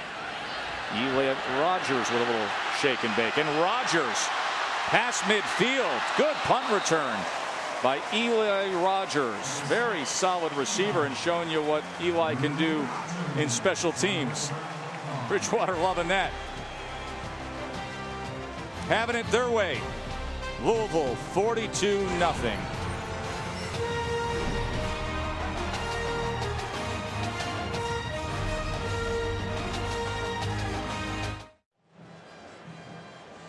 Sugar Bowl championship. Louisville took it last year against number 4 Florida, 33-23, and Teddy Bridgewater was the MVP. A lot of folks thought they wouldn't have a chance against the mighty SEC, but you got one of the best in all the lands, puts up numbers like that, and he's still out there. Yeah, Matt. I don't like that. It's 42-0. He's got nothing to prove. I'd get him out of there. They have a young kid behind him, Will Gardner, who they like. Time to get him some reps. Just going to hand it off to Perry here. So Norris Perry for a gain of 3.5, tackled by McLeod. You know, the Heisman hopeful quarterbacks. Taj Boyd had the big night last night against, now obviously in a clash of top 10 teams, and that Georgia defense and big atmosphere, had 5 total touchdowns last night. Now it's 3 passing, and Teddy with 5 passing touchdowns today. You can't compare atmosphere, defense, level of competition, but there's a look at the stats among some of the headline making quarterbacks this weekend. Quickly swings it out to Copeland as he was trying to get right to that stick, and it looks like he's going to be marked just short. You know, Bridgewater's getting an easy go of it now with this score against this team, but he has been one of the gutsiest performers in college football recently. Remember the game against Rutgers last year that earned them the BCS berth. He played that game with a sprained ankle and an injured wrist, and he just willed his team to win that. Yeah, there's nobody going to question his toughness or his willingness to play or his desire or any of that kind of thing. It's just right now he doesn't need to be out there. This game's well in hand. Let the others play. And give it to the up back that time as Butler picks up the first down. You know how tough he is. Remember the Sugar Bowl, and right out of the gate there when Florida came after him. This is what happened last year with Teddy Bridgewater. As Bostic, you know, Teddy was rolling out. Bostic comes up and just buries right on the chin. Teddy says, "I got the scar to prove it," as his helmet went flying. Stayed in there, had memorable performance. He says, "I try to be the toughest guy on the field. I just feel that at the position I play, if the defense feels that they've got the quarterback rattled, then they can dominate you." That's a true statement. Let's check in with Maria. Yeah, and guys, you saw Teddy Bridgewater getting his helmet knocked off in the Sugar Bowl. When he picked it back up and got to Charlie Strong, he says, "I'm about to get these guys, coach." And that's exactly what he did for the remainder of the game, guys. That's a guy showing his toughness. Yeah, that's what you like to see, Maria. You know, there was a time with our game where that was one of the things that was baked into the game plan. How tough is your quarterback? And you were the guy that was the master chef that had to execute it most of the time. There was a lot of guys who were some master chefs. I mean, I think back to some of the old-time players who played, and their names were like David Deacon Jones and the Fearsome Foursome and you know, the monsters of the Midway, and they tested you what kind of toughness you had. Here's Michael Dyer. Been interesting to see the development of Michael Dyer. Had that 46-yard touchdown run earlier today. I'm a big Michael Dyer fan. I mean, I'd forgotten that he was here. And so I came in the other day and I put some tape on and I'm watching the tape and you're going through. I'm like, who the heck is 26? I mean, you could just see his feet, you see his bounce. He runs through tackles. This kid's got it. I mean, he will be a major player here at Louisville. He will make them better. Movement on the left side that time. Number 77 in the offense. 5-yard penalty, 3rd down. This is a 3rd and 15. Of course, the numbers at Auburn. I mean, the first 2 years of Michael Dyer, this was one of the better running backs in the country. Led Auburn to the national title as a freshman, then came back his sophomore year and had a tremendous season with over 1,200 yards and 10 touchdowns, and got himself suspended at Auburn, had the failed drug test, transferred to Arkansas State, got in trouble there, kicked off the team, and said, you know what, time to reset. Went to Arkansas Baptist College, didn't play football, got his life straight, and connected with a guy like Charlie Strong, and he's been good for the past 5 weeks here at Louisville. And as they go short there to Dyer on 3rd and 15. Maria? Well, you know, guys, Michael Dyer came to Louisville, sat down with Charlie Strong, and he asked him, why do you deserve another opportunity here at Louisville? He said, I think it's because I changed. Coach Strong said, you better not think. You better know that you changed. And Coach Strong also had him sit down with Teddy Bridgewater, Pryor, and some of the leaders on this team to make sure that he really was going to fit in with the team, because he definitely did not want to mess up any of the chemistry here at Louisville. Maria, as you well know, Charlie Strong is the right guy to be around for that kind of action. A zero tolerance policy here, as they will use a timeout here on a 4th and 13. Ohio will take a timeout. Reminder, only 2 races left until the chase for the Cup. Jimmy Johnson looking to maintain his lead on the field as things will heat up at the Atlanta Motor Speedway. It's the NASCAR Sprint Cup Series at Atlanta. Coverage starts tonight at 7 on ESPN. Tess, if you're a high school recruit and you're getting recruited by Louisville and you're thinking that I don't know about this school, I don't know what they have, I'm telling you, get on campus, and I was surprised when I got here. The last time I saw Louisville was a while ago, and it was not like, this place is phenomenal. No, I mean, obviously this is a great program, facilities. And the New York Times recently did a great article on the growth of Louisville athletics, the city, and how they've gone about it, and how TV has played a big role in that. But since the mid-90s, this program has been on a constant ascension, and obviously the success they've had with a couple trips to BCS Bowls, last year winning the Sugar Bowl, and now with a Heisman hopeful in Bridgewater and Charlie Strong, and conference realignment, getting out from the turmoil of it, playing in the American this year, and then going to land in the ACC next year. Bridgewater pressured and loses the ball there at the end there on 4th and 13, as Ohio will take possession on a turnover of downs. Remember, the rebranded Big East, as it stands now termed the American Conference, and it's a compilation of those remaining from what was the Big East, some schools from Conference USA. That's the map as it stands right now. Rutgers will be off to the Big Ten.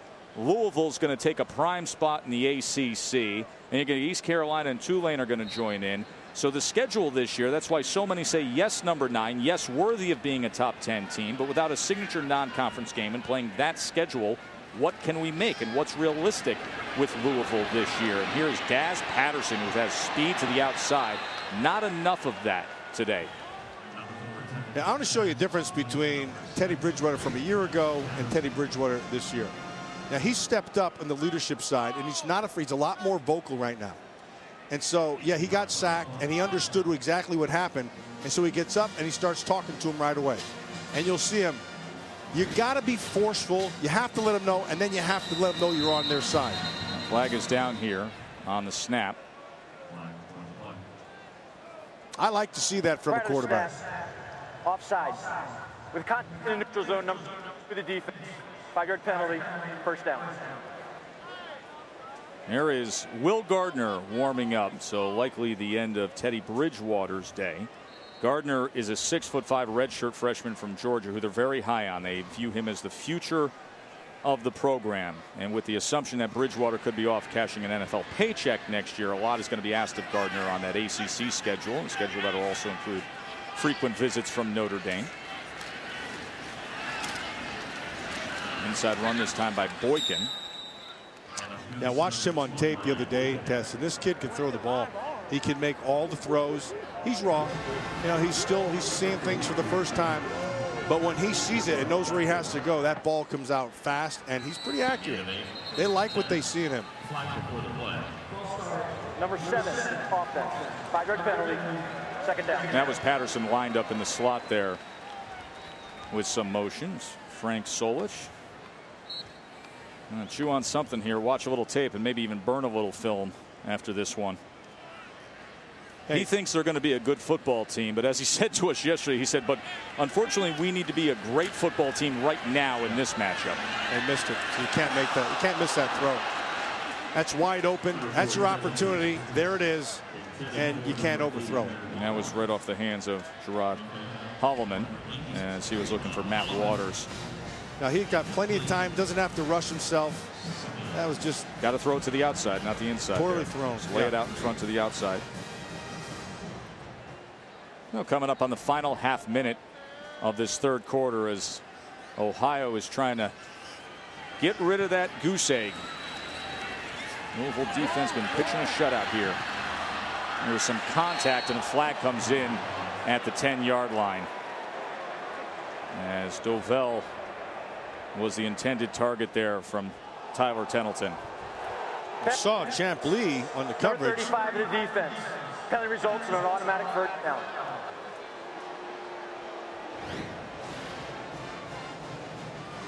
So it's Devontre Parnell with the coverage there. I'm not so sure about that.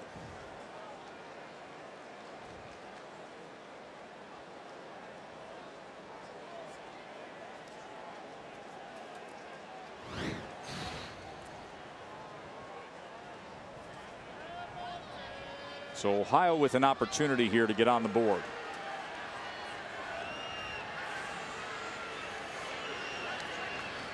Tettleton on the slant that time to Waters.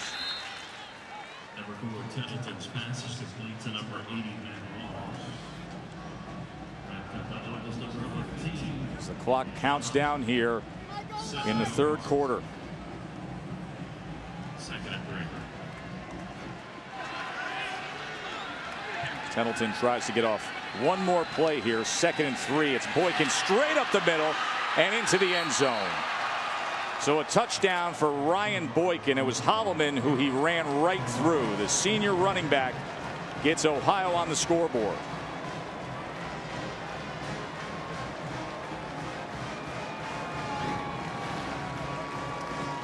This is a great example of finishing your run. Just keep everything moving forward. Did an outstanding job. Boykin has struggled to stay healthy throughout his career. He's the bigger back and arguably the more gifted runner than Blankenship, but Blankenship's been so productive and consistent. End of 3 and end of Teddy's day. Bridgewater will finish up with 355 and 5 touchdown passes. Fourth quarter when we return. Passes. The Louisville record for touchdown passes in the game is 6 by Chris Redmond. I think Teddy's going to have the chance to be out there in that field as has been passing the ball in a bit. As we will start the fourth quarter here. And Louisville on the return after the Ohio touchdown. As that is Corbin Lamb who brings it out. Let's check in with Robert Flores in the studio. All right, Joe, time now for a AT&T innovative look. Let's take a look at one of the 2 touchdown passes that Johnny Manziel threw against Rice in limited duty. Remember, sat out the first half, looked a couple directions, and then ultimately settled on his receiver. The first of 2 connections for that duo before Manziel was benched, according to Kevin Sumlin. There's the gesture that irked some. Joe, Matt, back to you. Manziel yesterday, just 8 passes thrown, 6 completions, 3 of them touchdown passes, as we will get a look at Will Gardner. Many feel will be the future of this program once Teddy Bridgewater is off to the riches of the NFL. Corbin Lamb getting some work now here in the 4th quarter, up by 35 as Louisville. You got the backups into that offensive line. This is invaluable time for a backup lineman. You don't get a lot of reps, as well as a young quarterback. You can see the height of Gardner. He is 6'5", 230 pounds. He's got a lot of size, good arm. He was back in spring practice after missing last year with a knee injury.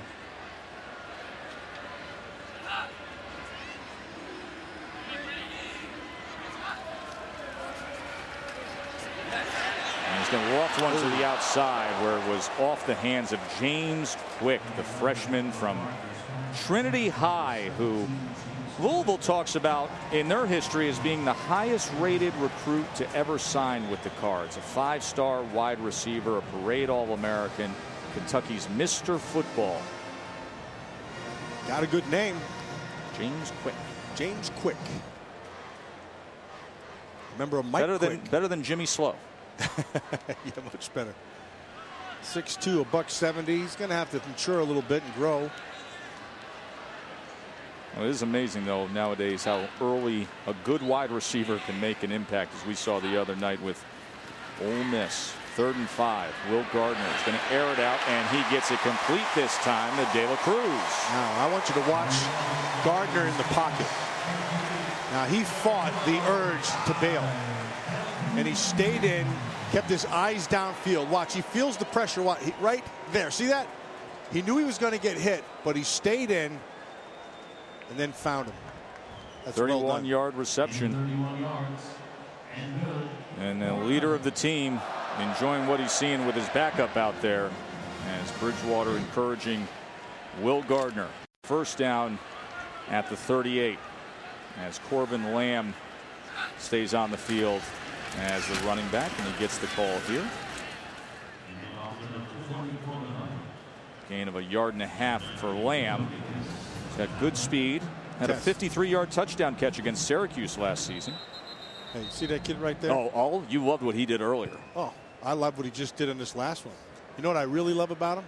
You know, he was a wrestler in high school. There you go. He didn't play high school football. Nicely done, my friend. He did freestyle wrestling and then played college football as a walk-on. The greatest sport known to mankind, wrestling. I love it. Now, you know what's funny? You know, I work with Teddy Atlas on Friday Night Fights, as they tend to Johnson here, the medical staff, getting Javon Johnson off the field. You and Teddy Atlas, my 2 partners, say the same exact thing. When Teddy hears that a boxer had a wrestling background, he loves it.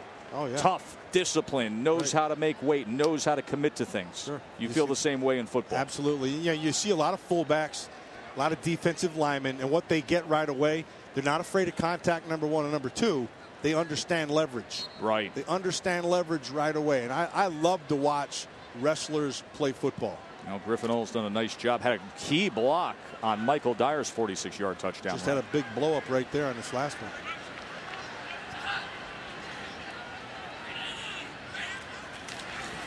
Second and 8. Lamb again. Cuts back against the grain. It'll be 3rd and about 3. Speaking of Teddy Atlas and Friday Night Fights, we're in the hometown of a guy who grew up here named Cassius Clay. Went on to be one of the most famous people on earth, Muhammad Ali. And they got the beautiful Muhammad Ali Center downtown, just a couple miles away. Not just his boxing career, but the role he played and the social impact he had globally. Greatest fights ever. Don't make them like that anymore.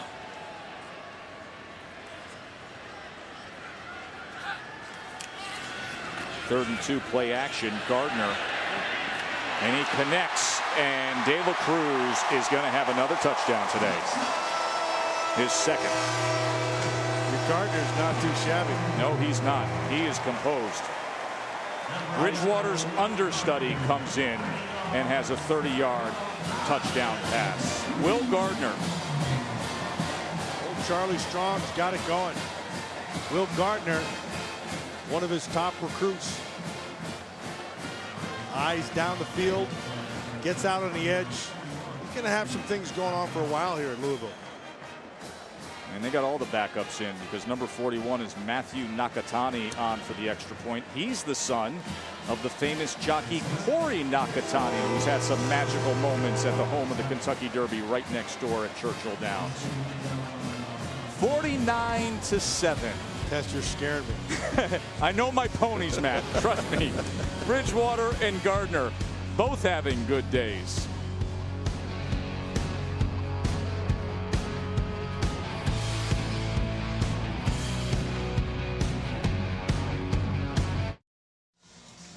Later tonight, ESPN 2, we got a special Labor Day weekend edition of Sunday Night Baseball. Mets and Nationals tonight on ESPN 2. It's been a beautiful day here in Louisville. In the passing game, it's gotten the best of the Ohio Bobcats defense. Louisville 6 touchdown passes today. That ties a school record.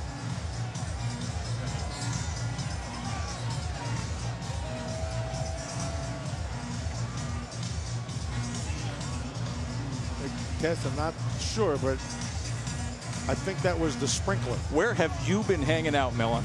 At my lawn. Are you clubbing? On your lawn.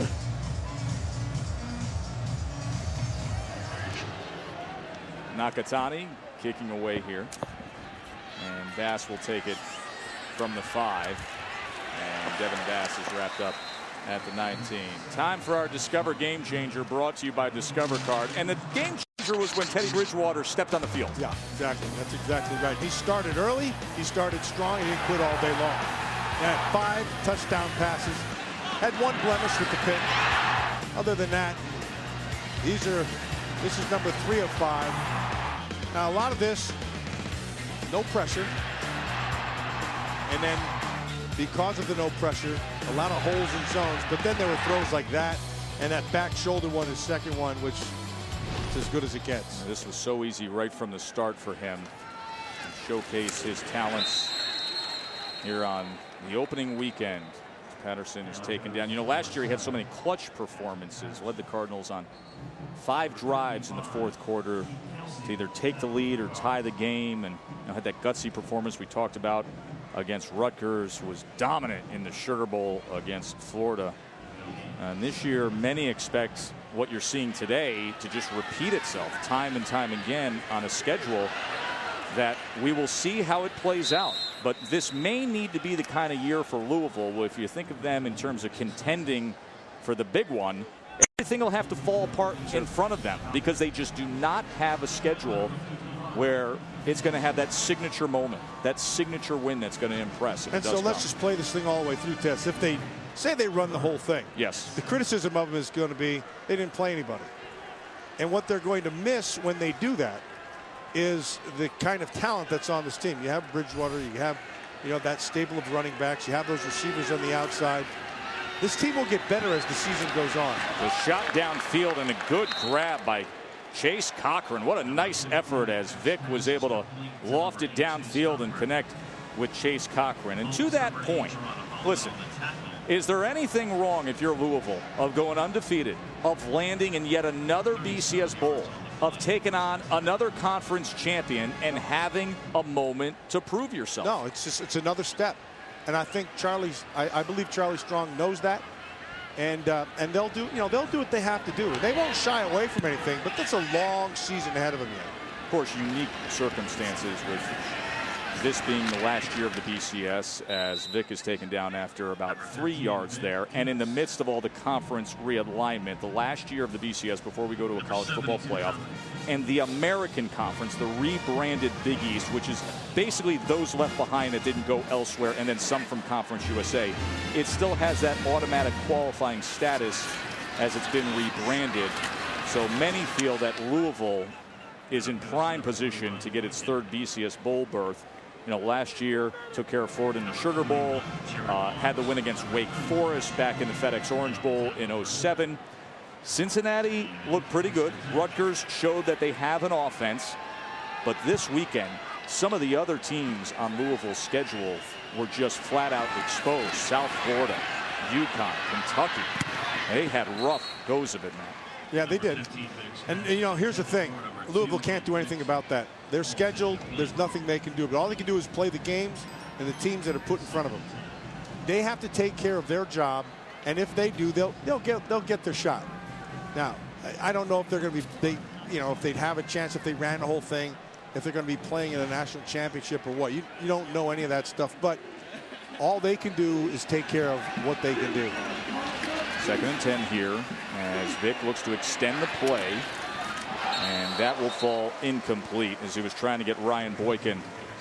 Well, you talk so much about the schedule for Louisville this year, but then comes 2014 and you go to the ACC, and remember, Notre Dame is going to play 5/8 of an ACC schedule. Right. They're in the conference for 5 games, not a full conference schedule. Home against Florida State and Miami, on the road at Notre Dame, at Clemson. This thing's going to go from 0 to 100. That's what you want. I mean, that's, as a player, that's what you want. As a coach, that's what you want. And Will Gardner, you better get ready. They look pretty good out there. 3rd and 10 now. A little bit of pressure on Vic as he sprints to the near side, and that pass was defended well that time. So it'll bring up a 4th down as Keith Kelsey was able to bat that ball. Yeah, Vic does a nice job of escaping, and then he just can't get it over the arms of number 55 here, Kelsey. That's a nice job of extending for that.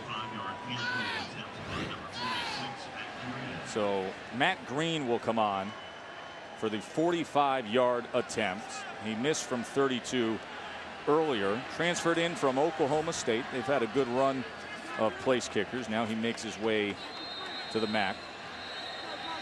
Just the 2nd field goal attempt Second charge of his career. half, Ohio. Ohio's going to take a timeout. We will take it with him. Come back to Louisville in just a moment. Louisville jumped out in front big and never looked back.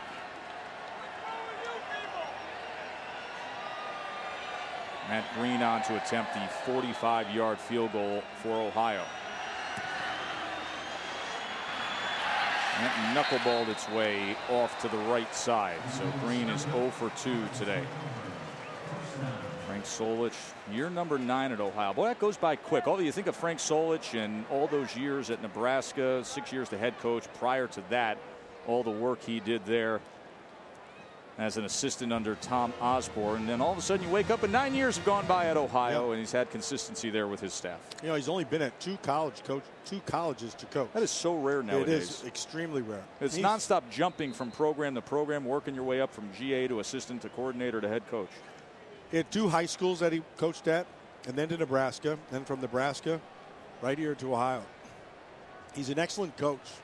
His teams are always fundamentally sound. I mean, today he got outclassed, and he was aware that that was a possibility, particularly up front. But he'll regroup. This will be a competitive team. Louisville will be keeping it on the ground here as Lamb is tackled by Davis. Well, they've won 3 MAC East Division titles, and this is a team that they feel confident in with the veteran leadership on offense of Tettleton and Blankenship. I think obviously there's room for development with the defensive line. They need to solve some problems there. Yeah. And that offensive line. They're going to have to, they'll regroup fast. You know, Frank's been in this thing for a long time. This isn't the first time that one of his teams has been handled, so they'll do fine.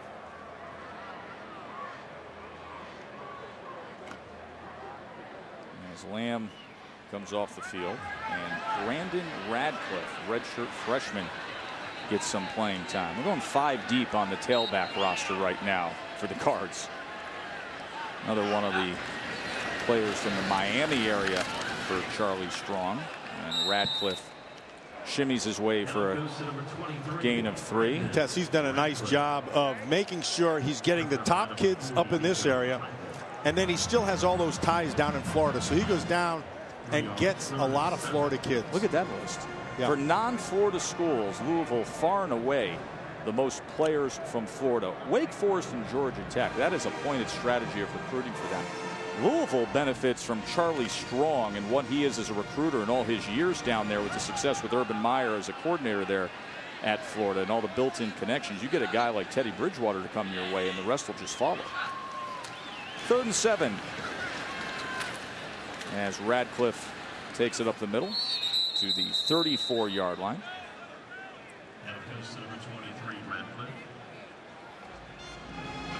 And this will be the first punt of the day for Louisville. Now think about that, Matt. They have unloaded everybody in offensively. Under 8 minutes to play. And here's punt number 1 as Ryan Johnson, the second-year punter, comes on.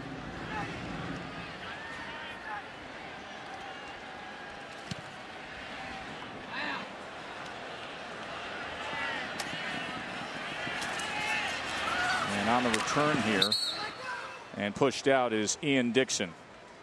7.5 minutes to play. Louisville's been partying all day long.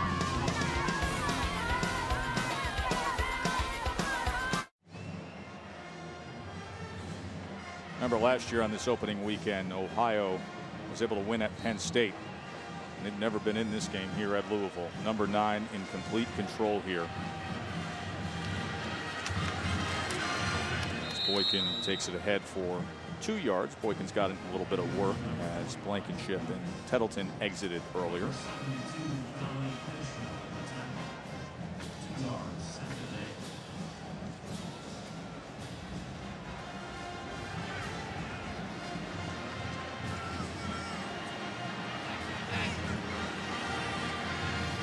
By 2, receivers stacked.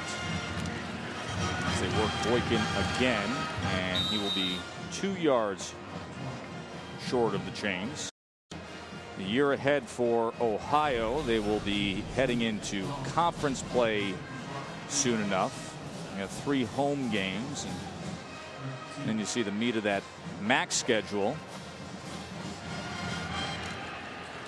3rd and 2, and stacked up a yard short that time was Boykin. Missing from that Ohio regular season schedule, of course, Northern Illinois. See if they can navigate their way through the division. Northern Illinois, I think most people would likely think they'll be waiting there in the MAC title game for somebody. Jordan Lynch and his long shot Heisman campaign. Of course, a team that made it to a BCS Bowl last year and actually acquitted themselves quite well up until later in that 3rd quarter against Florida State. Actually had themselves a chance, Tess. I thought they played pretty good. They had a couple of good defenders they're going to have to replace. But like you mentioned, Jordan Lynch coming back. I think Rod Carey does a nice job with that staff, and he'll do well. Fair catch here with 5:47 remaining. Louisville's going to put this thing to sleep. Close by the home of the Derby.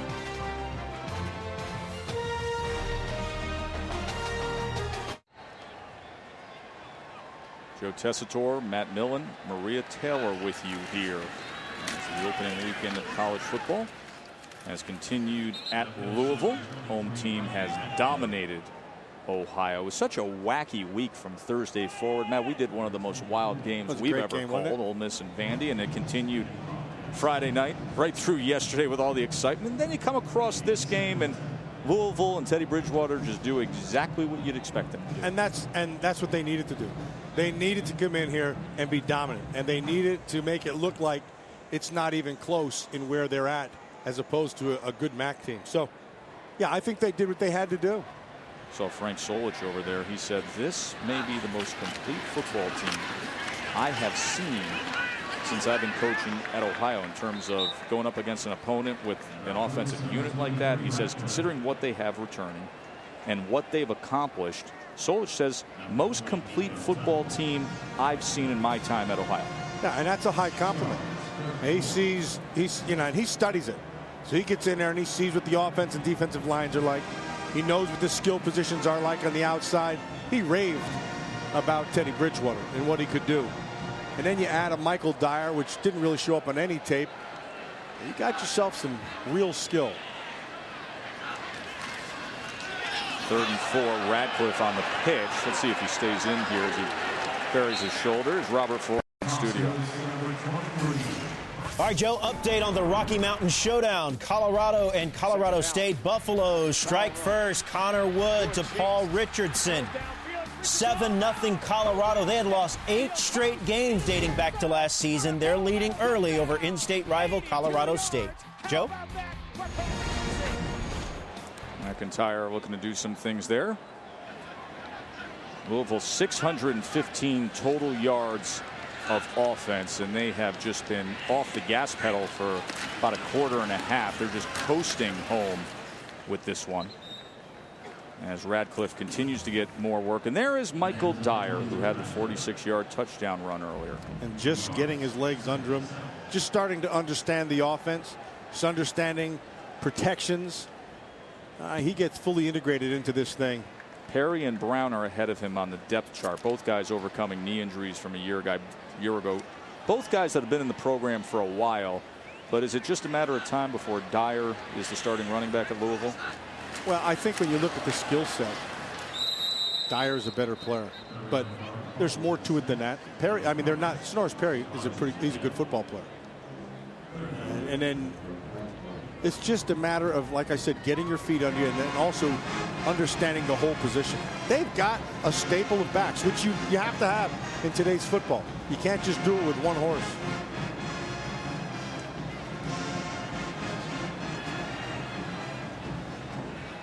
Third and 8. They had such success earlier on third down.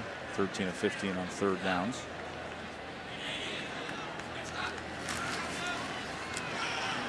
Good to get it out to Michael Lee Harris.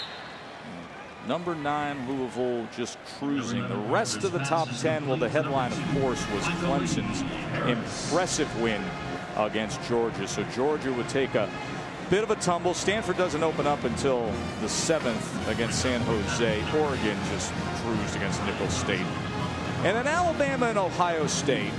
Yeah, they won comfortably, but I think there were some teachable and coachable moments ahead for Urban and Nick this week, especially Alabama offensively. That was one of the big surprises this week, and there was special teams and defense and not offense for Alabama. Well, you said coachable moments. So let me tell you something. I know at Alabama, you better get ready for some heavy coaching, as Nick will not be, excuse me, Nick will not be pleased with that effort.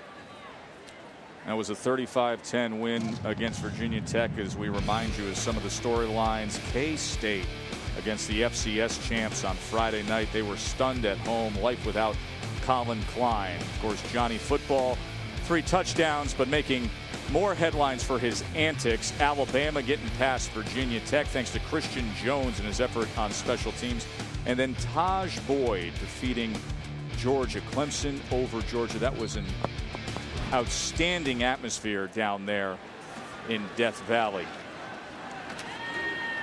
As Edmond continues, you and I had the pleasure of being down there in Death Valley at the end of the regular season last year. Then all of a sudden, they get LSU in the bowl game. They get Georgia to open up the year. So 2 top 10 SEC opponents, the first non-SEC team to knock off 2 top 10 SEC opponents. Clemson did it. He has, I'm talking about Clemson and Dabo Swinney. He has the skill down there to be able to do a lot of things.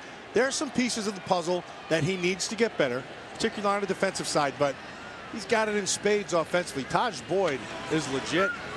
Some runners, you got receivers. What can you say? He's got the skill to be able to do it, and they just got to go and do what they're capable of doing. It's the same story for Clemson every year. Well, yeah, and then they got this group coming up. Well, you'll see tomorrow night against Pittsburgh. That showdown against Florida State. Everybody's going to circle that. We'll see how Florida State fares tomorrow against Pitt. Pitt's first game in the ACC. Jameis Winston, that'll be the talk about and focus tomorrow. The new quarterback for Florida State. They have so much talent returning, as you see Tim Edmond with a run up the middle. Final minute here at Louisville. But Florida State returns all that talent. The wide receivers with Rashad Green, Nick O'Leary back at tight end. Good aggressive run to the ball defense with Mario Edwards and Timmy Jernigan on the inside, and Christian Jones and Telvin Smith at linebacker. Pitt's in store for quite a challenge tomorrow night. Yeah, I would think they would be. But don't underestimate. I think Coach Chris will do a good job. I mean, Offensively, look, they're not going to have the horses, but they'll hang in there. One thing I know about Pitt football teams and Pitt football in general, they always play tough. They're always a physical team. Yeah, just listen to Mark May. He'll tell you that. I'll be by his side tomorrow with Lou Holtz to get you set for that game. As Reese and the gang will have the call of Florida State and Pitt as our Dick's Sporting Goods kickoff week will continue. Then Charlie Strong with the day that he expected it